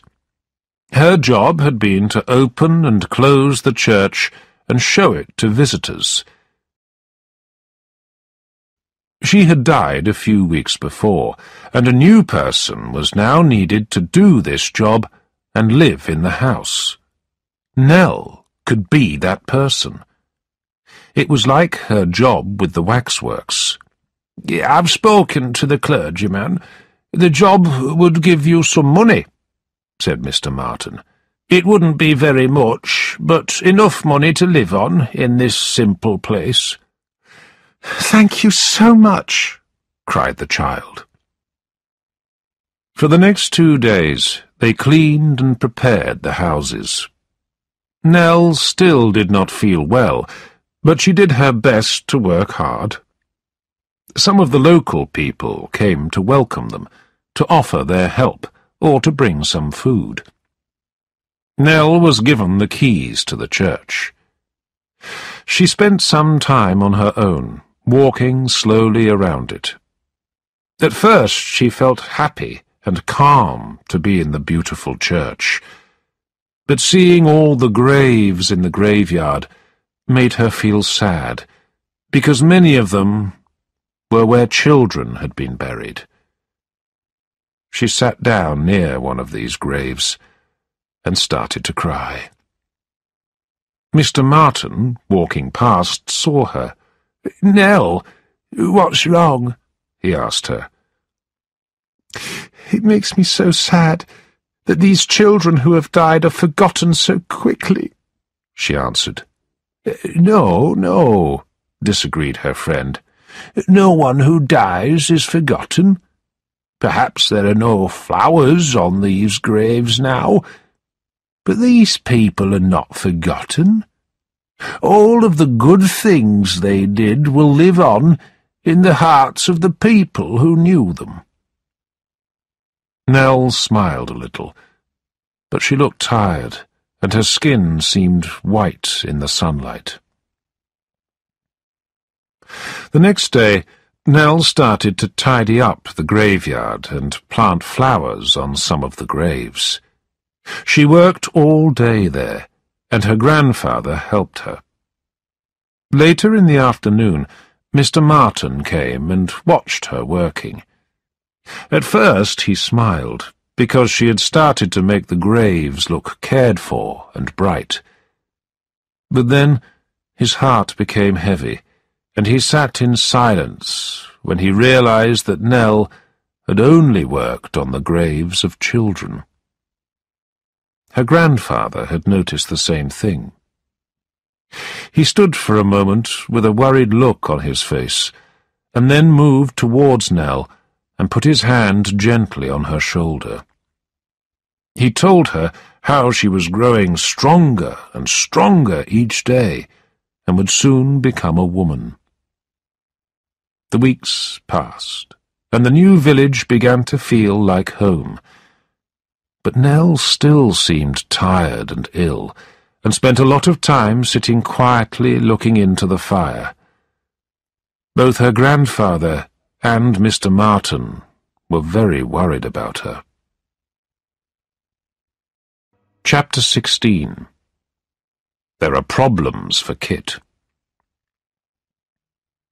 Back in London, Richard Swiveller was alone in Mr. Brass's office, relaxing in a chair. There was a knock at the door, and when he opened it, he saw Kit standing there. "Is your lodger at home?" asked Kit.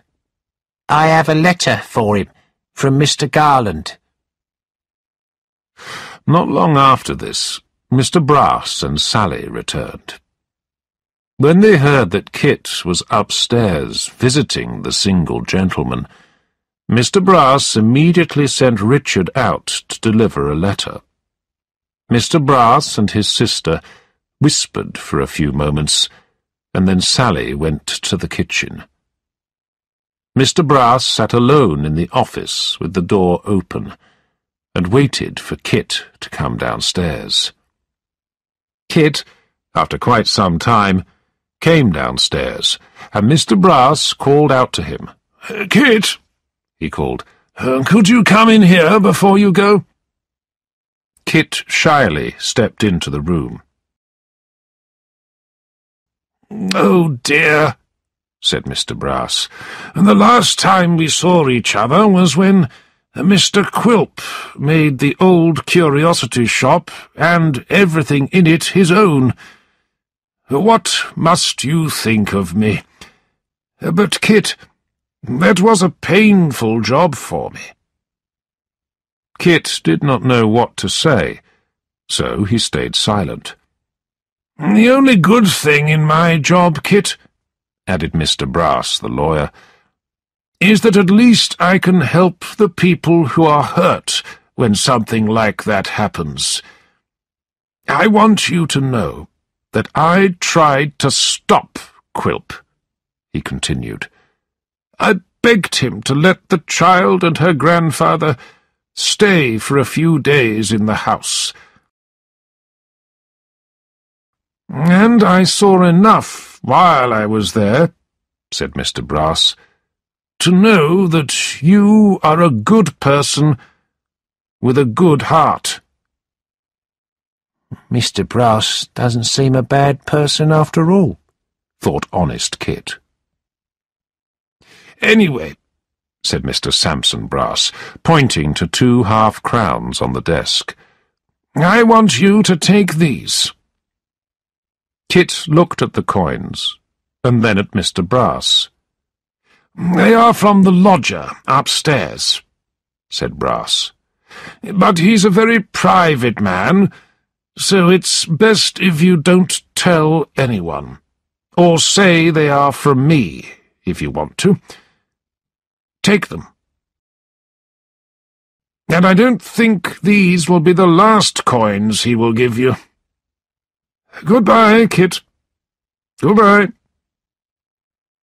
Kit took the money, thanked Mr. Brass many times, and left the office. A moment later, Sally appeared. "So," said Sally, "did it go all right?" "Oh, yes," replied Mr. Brass with a smile. "It went very well. Kit comes here at least once a week, so I will call him into the office the next time he comes too." When Richard Swiveller was in the office and not out delivering important messages, he was often alone. He was a lazy man, and would play cards on his own rather than do any work. One day, as he was playing cards, he heard someone moving just outside the office door. He saw it was the thin servant girl who had been watching him through the keyhole in the door. "Why don't you come in here, and I'll teach you to play cards," said Richard. "Miss Sally would kill me if she knew I'd come upstairs," cried the girl. "Then I'll come downstairs," he replied brightly. "She won't kill me." He followed the girl down to the cellar, then got her some bread and meat from the kitchen. When he gave her the food, she ate it faster than he had ever seen anyone eat before. "How old are you?" he asked the girl. "I don't know," came the reply. "Well, what's your name?" Richard asked. "I don't know," she repeated.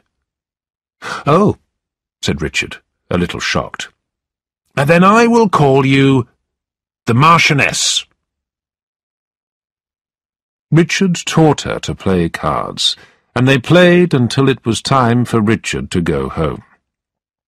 After that, they secretly played cards together many times, and they became good friends. A couple of weeks later, Sally Brass told Richard that she was worried about something. She asked him if he had seen a silver pencil case. He replied that he had not. "It has disappeared," Sally said, "and I think someone has stolen it. Other things have gone missing too. 4 half-crowns have disappeared as well." "Oh," thought Richard, "I hope it isn't anything to do with the Marchioness." Mr. Brass then entered the office carrying a £5 note, which he was holding up and looking at carefully. "I was just telling Mr. Swiveller that we think things have been stolen from the office," Sally said to her brother. "Ah, yes," agreed Mr. Brass sadly, as he put the banknote down on his desk and walked to the chair. "Oh, don't leave that note there," cried Richard. "No, sir," replied Mr. Brass calmly. "I am going to leave it there. I trust you, and I want you to know that." Some moments passed while they all quietly thought about the missing things. Then Sally cried, "I've got it! It must be that boy Kit.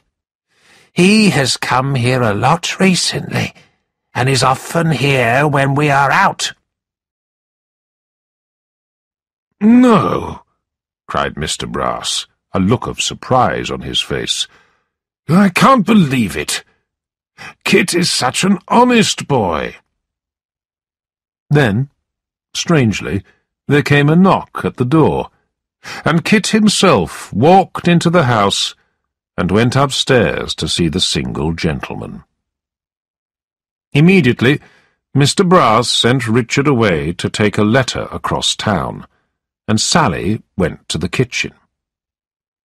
When Kit came back downstairs, Brass called him into his office. "Come on in, Kit. Put your hat down there," said Mr. Brass.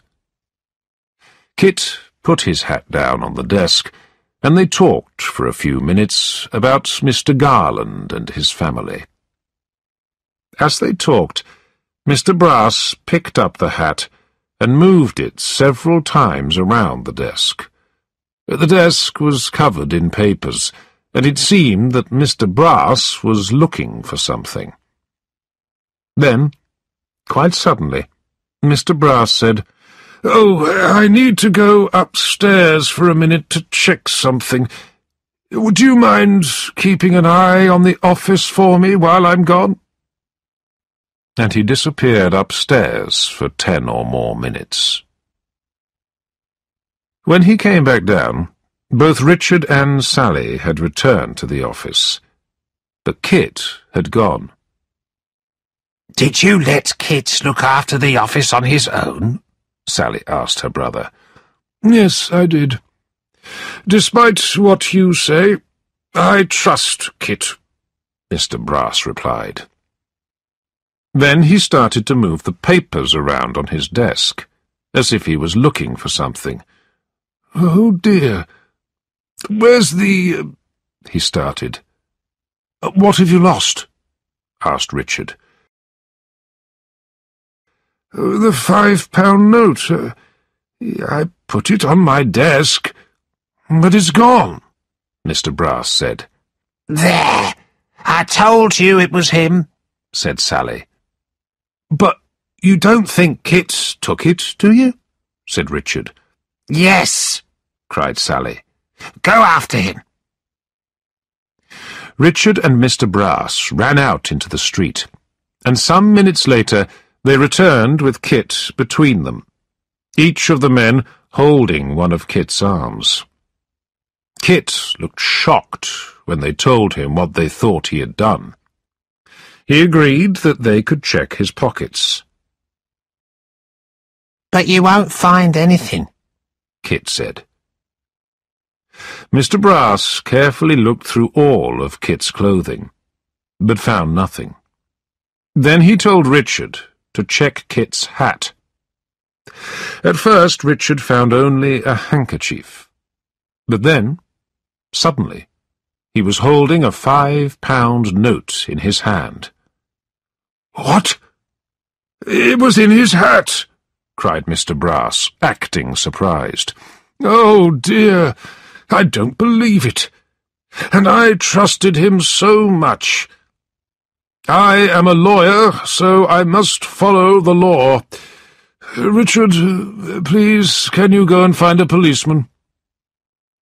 Mr. Brass and Sally held Kit tightly while they waited for Richard and the policeman to return. When the policeman arrived, a statement was taken, and then a carriage was called to take Kit to be seen by a magistrate. "I am not guilty," cried Kit when the carriage arrived to take him away. "Mr. Brass, you know I am honest. Anyone who knows me can see I am honest. Do one thing for me, all of you. Please take me to Mr. Garland before you take me to the magistrate." And so Kit was taken to see Mr. Garland.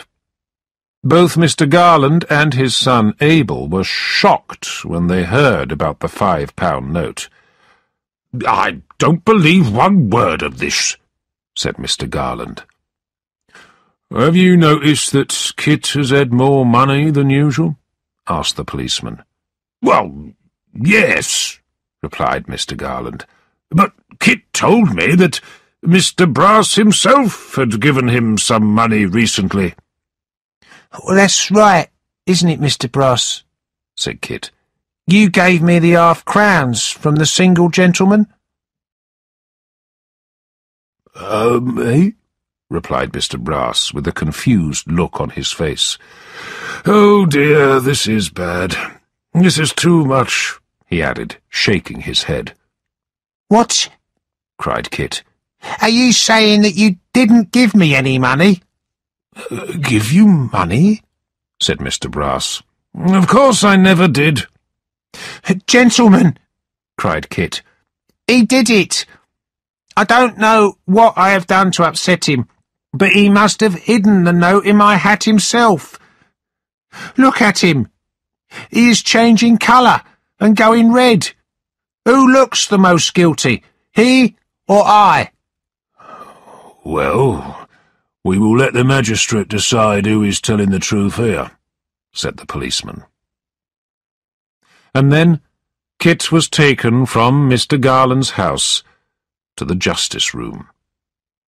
It seemed that there was no hope. A prison officer told Kit that he would be found guilty and would probably be sentenced to prison and transported to a far-away country. Kit spent a terrible night locked up, waiting for his future to be decided. Chapter 17. There is hope for Kit. Several evenings later, Daniel Quilp asked Samson Brass to come and see him at his boatyard. Mr. Brass hated going to that place. It was far away, dark, and dangerous. When he reached the boatyard, Mr. Brass knocked on the counting-house door and walked inside. After some moments of conversation, Quilp told Mr. Brass why he had asked to see him. "I told you to get a clerk, and you did," he began. "Now, I'm telling you to get rid of him." "What?" said Mr. Brass in surprise. "I brought Richard Swiveller to you so that I could know where he was and what he was doing," replied Quilp. "He wanted to marry Nell because he thought her grandfather was rich, but I thought he was as poor as a rat. That marriage would have been something to see. But if the lodger is looking for the old man, then he can't really be poor, can he? So there'll be no fun in helping Richard to marry Nell. None at all." "Oh," replied Mr. Brass. "And his friend, Fred Trent, has disappeared," said Quilp. "I've heard that he had to run away because he got into trouble. I think he's gone abroad. I hate him, so that's the best place for him. Far away." "Yes, of course," agreed Brass. "Swiveller is stupid and weak, and I don't want him any longer," Quilp told Brass. "Do what you like with him. Kill him, or let him die of hunger. I don't care. But as soon as Kit's trial is finished, get rid of Richard." A few days later, Kit's trial was held. The trial did not go well for Kit, and he was found guilty. Kit was shocked, and his mother was very upset and could not stop crying. Richard Swiveller kindly took her home. Then he returned to Mr. Brass's office. He was beginning to think that perhaps Kit was innocent. But Richard had some bad news of his own when he arrived at the lawyer's office. His boss told him that he was no longer needed there, and that he should look for work somewhere else. Richard was shocked and angry. He picked up his things and left without saying goodbye. The last few days had been difficult for Richard Swiveller. That night he became very ill with a high temperature. He went home and went to bed, and fell into a terrible half-sleep, during which he did not know what time or day it was.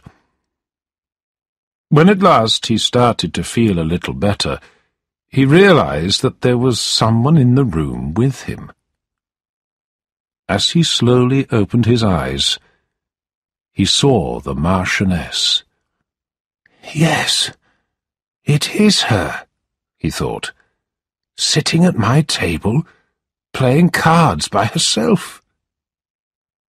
When she saw him looking at her, she started to cry with joy. Richard had been very ill for nearly 3 weeks.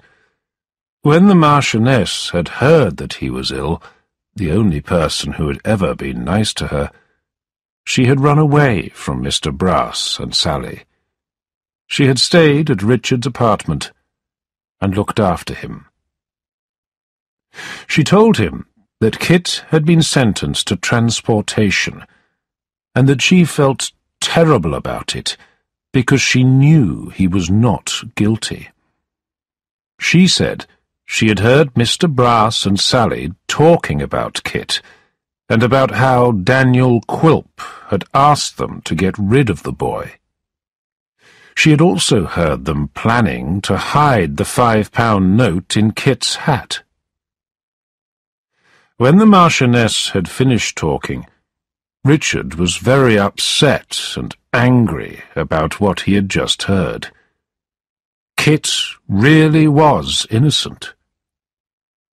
Richard was too weak to get out of bed, so he sent the Marchioness to go and bring Mr. Garland at once. Chapter 18.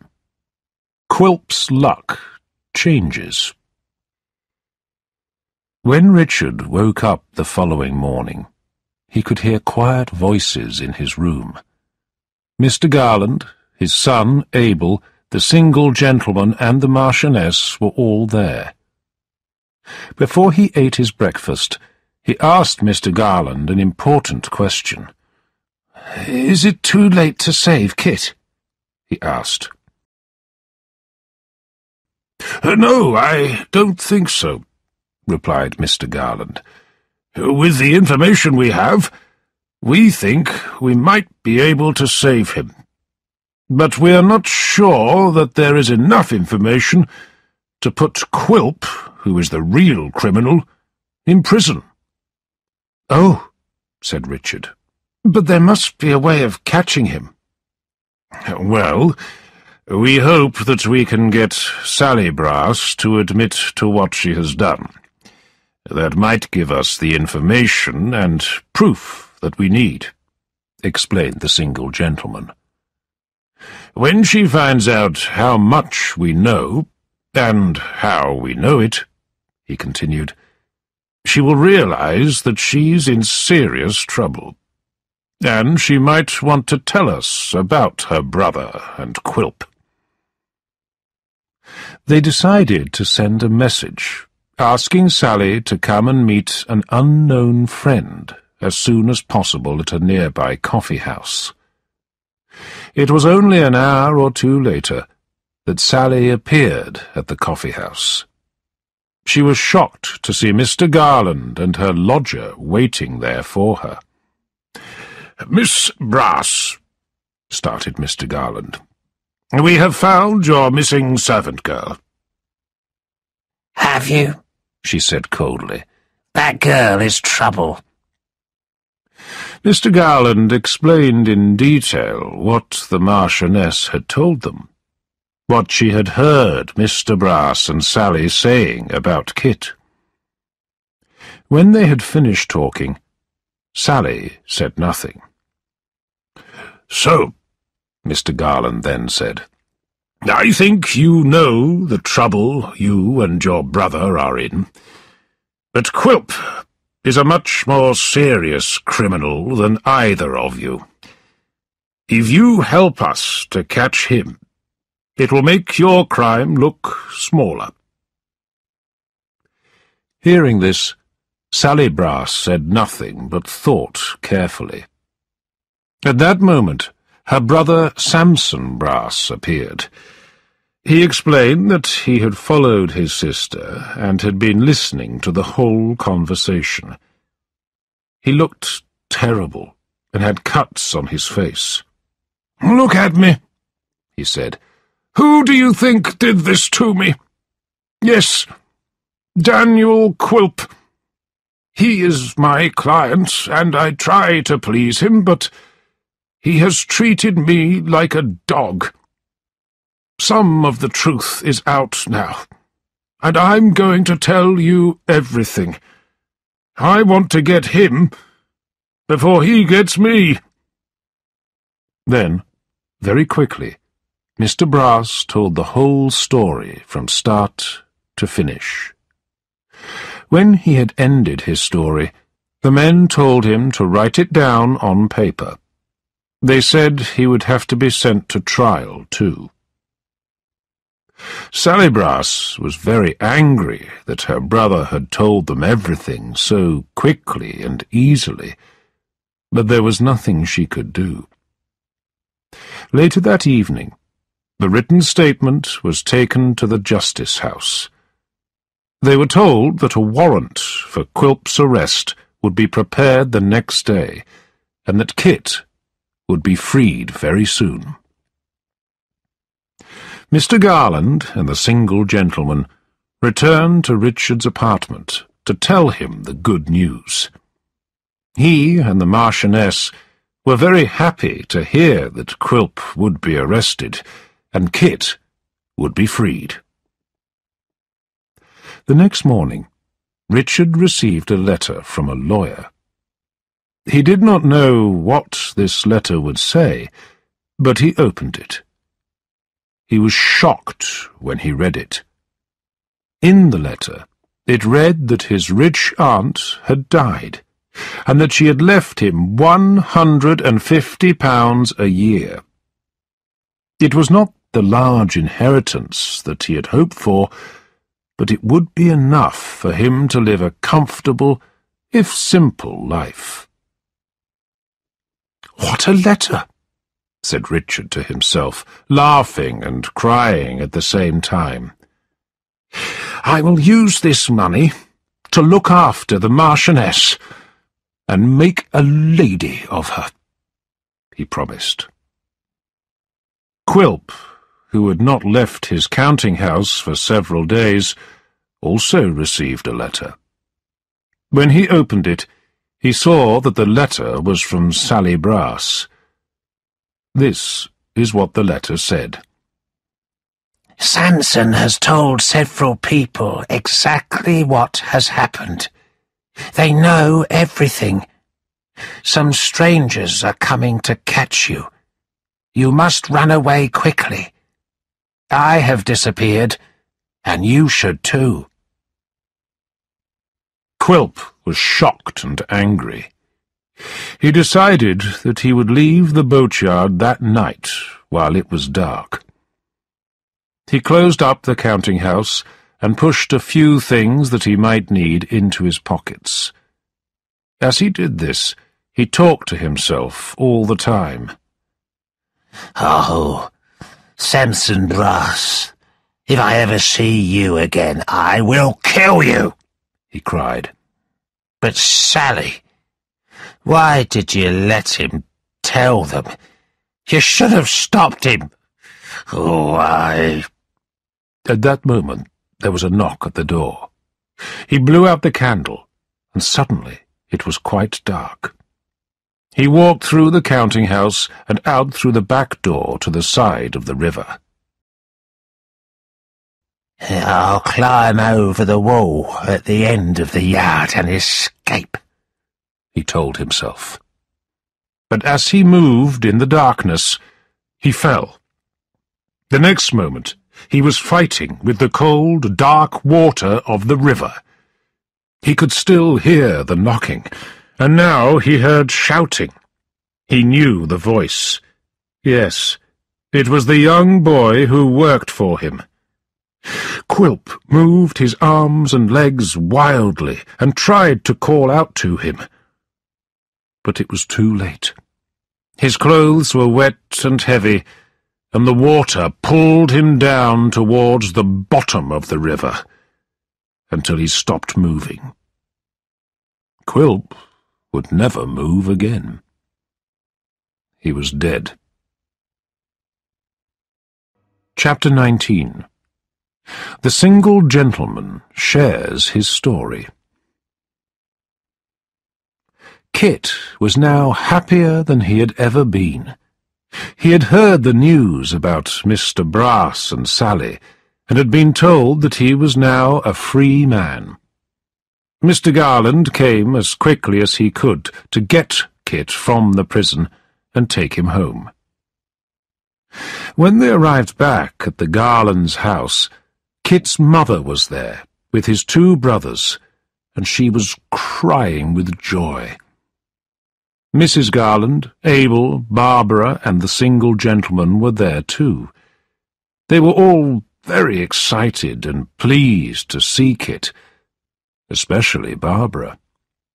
They laughed and talked and gave Kit special presents to welcome him home.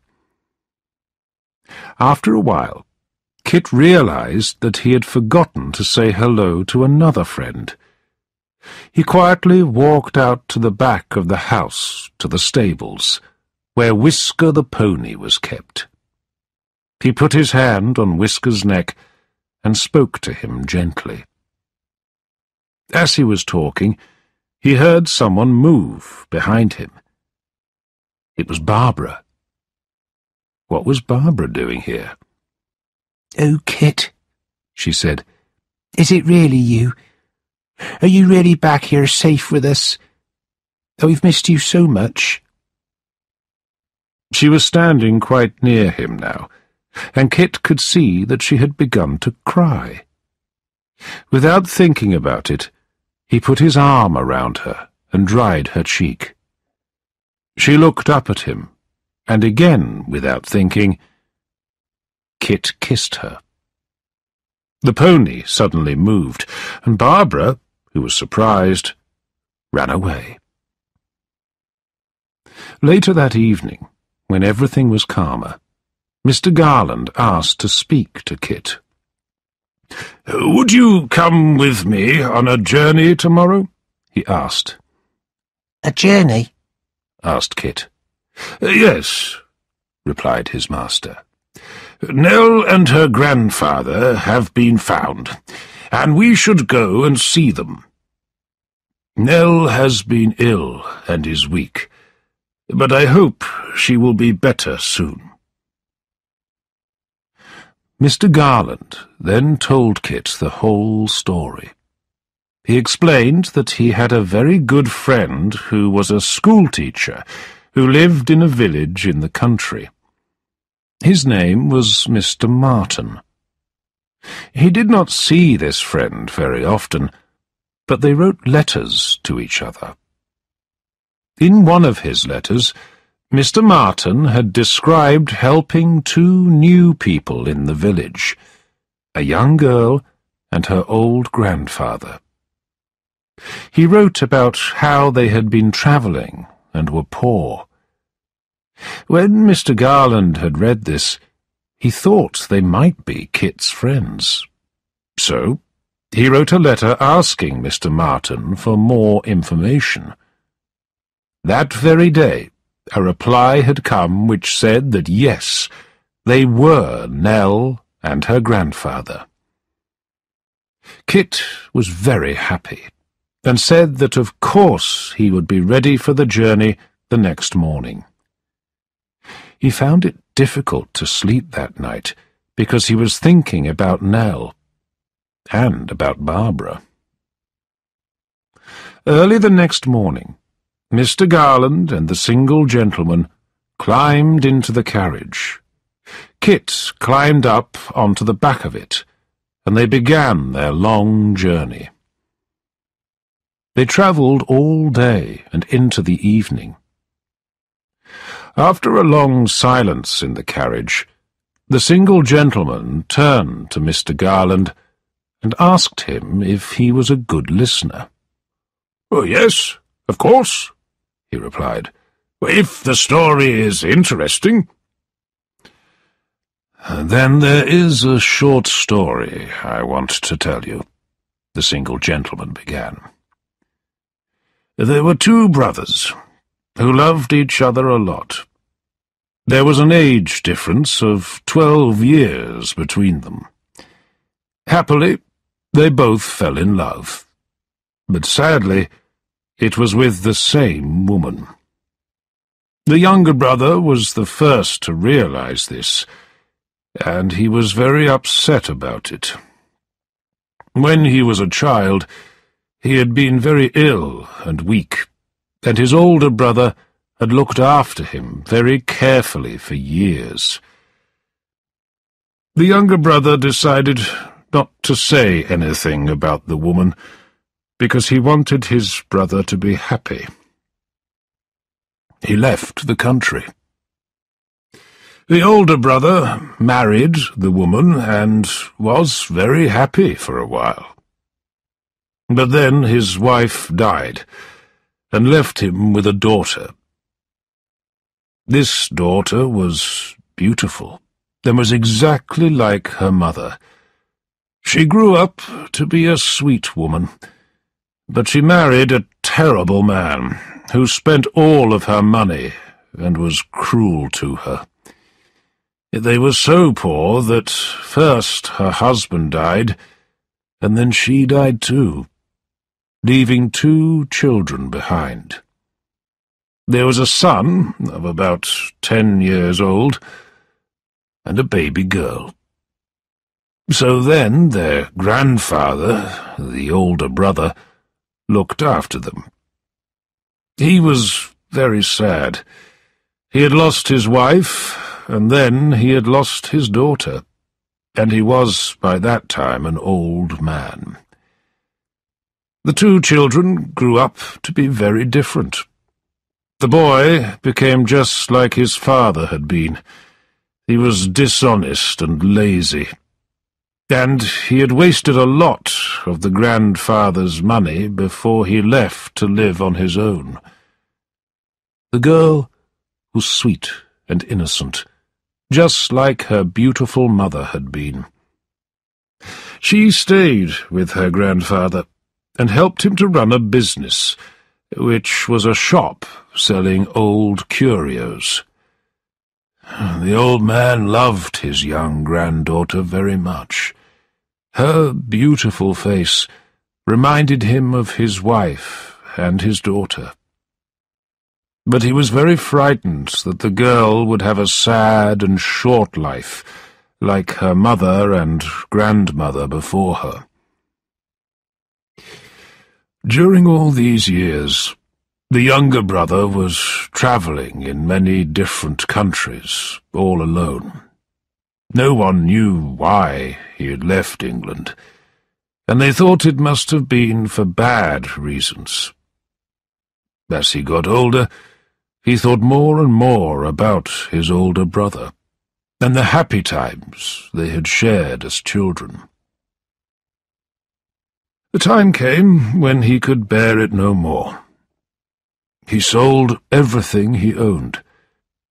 Now, being rich enough to look after both himself and his brother, he returned to London and knocked on his brother's door, said the single gentleman, whose voice had grown quiet and sad. Yes, said Mr. Garland, putting his hand on top of his friend's, and I think I know the rest of the story. Yes, agreed the single gentleman. You know all about how I have been looking for my brother and his granddaughter, and, until now, have had no luck. I really hope that this time we will find them. Chapter 20. Nell and her grandfather are found. The carriage travelled on all through the next day, stopping only to change horses or for the passengers to eat. It was a very long and tiring journey, and Kit became very cold sitting at the back of the carriage. Soon it was dark again, and snowing, and there were many miles still to travel. At last, at around midnight, they arrived in the small village. Kit went ahead to look for Nell's cottage, and, when he found it, he saw a light through the window. He knocked on the door. There was no answer, but he could hear a strange noise coming from inside. It sounded like a person singing, or crying, or perhaps both. He felt cold and worried.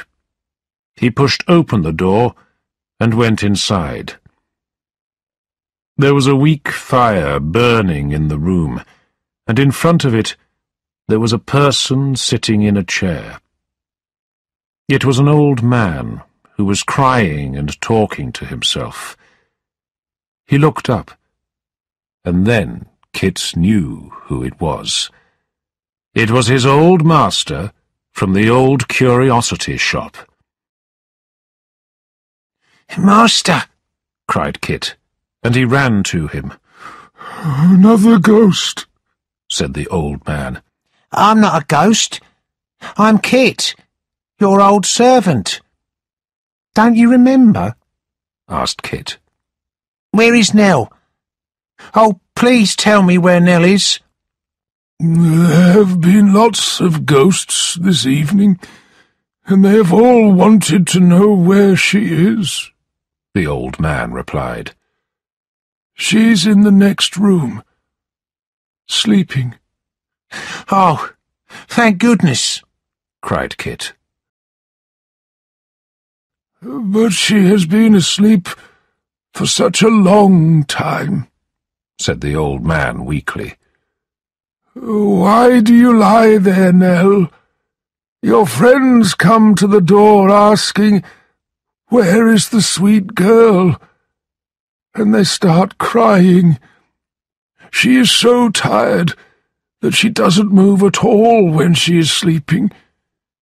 She needs to rest. Then she will get better. Yes, she will get better." Kit could not speak.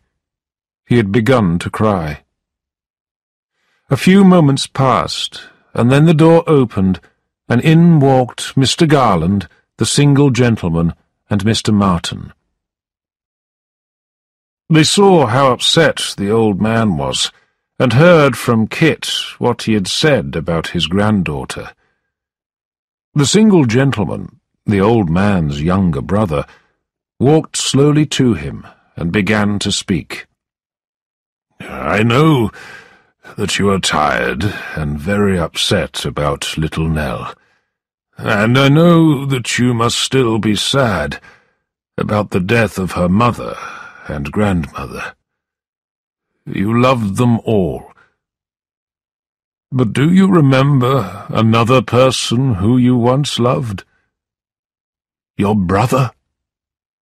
You used to look after him, and you shared a happy childhood together. But then he left home to travel the world. Imagine if that brother returned now, to look after you, just as you had looked after him before." He stopped for a moment, before saying gently, "Do you recognize me, good brother?" The old grandfather looked at all the people in the room, and began to move slowly towards the room where Nell lay. As he moved, he spoke. "You are trying to make me forget her. You will never do that. She is the only friend or relative I have. She is everything to me," he said, as he walked into her room, gently calling her name. The others, who were worried about him, followed him quietly into Nell's room. They all felt very sad, and more than one of them was crying. Nell was dead. She lay on the little bed, white and not moving. The old man did not want to believe it, He held her hand, the same hand that had led him on their long journey, and said that he needed to keep it warm. But it was too late. Sweet, kind Nell was dead. She had been dead for 2 days. When she died, there had been friends around her, and she had died quietly and without any pain. She had never complained, and had been thankful to everyone who looked after her. They said that she had often spoken of the people who had been kind to her. She had said more than once that she would like to see Kit again. She wished that someone would tell Kit that she loved and missed him. The day of the funeral came, and many people from the village, all of them dressed in black, came to say goodbye to Nell. She was buried in the same churchyard that she had looked after herself. Just as she had planted flowers on the graves of children there, her friends did the same for her grave. After the funeral, Nell's grandfather was taken back to the cottage. He went into Nell's room to look for her, but of course she was gone, and he was very upset. He then went to Mr. Martin, the schoolteacher's house, to look for her there. He could not, would not believe that she had died. The days passed, and he spent every day sitting by her grave, waiting for her return. His friends and his brother tried everything they could to make him understand that she had gone. Sadly, several weeks later, on a sunny spring day, they found him lying dead on her grave. He was buried next to her, and so, at last, Nell and her grandfather were together again, just as he had wanted. Chapter 21. The End. The story of Nell and her poor grandfather has now come to its end. All that is left to do is to tell you what happened to the other people who have been part of this sad story. Mr. Brass's trial was held, but because he was a lawyer and knew all the right people, he was not transported to a country far away. He was sent to quite a nice prison for a few years, and he never worked as a lawyer again. No one was sure what happened to Sally Brass. Some people said she had dressed as a man and gone to sea as a sailor. Others said that she had become a soldier. But the truth was that she had just disappeared, and nobody knew where she was. Daniel Quilp's body was found several days after he had fallen into the river. There was an inquest, but there was no funeral, and no one cared that he was dead. Mr. and Mrs. Garland carried on their lives as before, but with fewer people in their house, as you will see. Their son, Abel, went to a dance, where he met a very quiet lady and fell in love. In a few months he was happily married, and, in a few years, he had a quiet family too. Richard Swiveller slowly recovered from his illness, and received the money that his rich aunt had left to him. He was a changed man. As he had promised, he used the money to look after the Marchioness. He bought her some wonderful new clothes, and paid for her to go to school. She was very clever, and became an excellent student. The younger brother, or single gentleman as we knew him, was full of sadness at what had happened. He set out on a long journey, the same journey that Nell and his older brother had followed after they had left London. He took the time to find and thank every person who had helped them on their way. And what about Kit? Kit's story had been heard by a lot of people. At first, he had no plan to leave Mr. and Mrs. Garland, but a stranger offered him an excellent job, and everyone agreed that he should take it. Did Kit live as a single man for all his days, or did he get married? Of course he got married, and of course it was Barbara that became his wife. They were happy together, and had 2 children. As Kit's children grew up, he would often tell them the story of little Nell. He told them how good and sweet and kind she had been. He sometimes took them to the street where she had lived. But it had changed a lot and looked very different. A new, wide road was in its place. The old curiosity shop was no longer there. It had been pulled down a long time ago. At first, he would show them the exact spot where the shop had stood. But soon he became unsure, and could not find the place where it had been. So much had changed, and his memory was not what it had been. These are the changes that can happen over a few years. Things pass away and are forgotten, just like a story that has been told.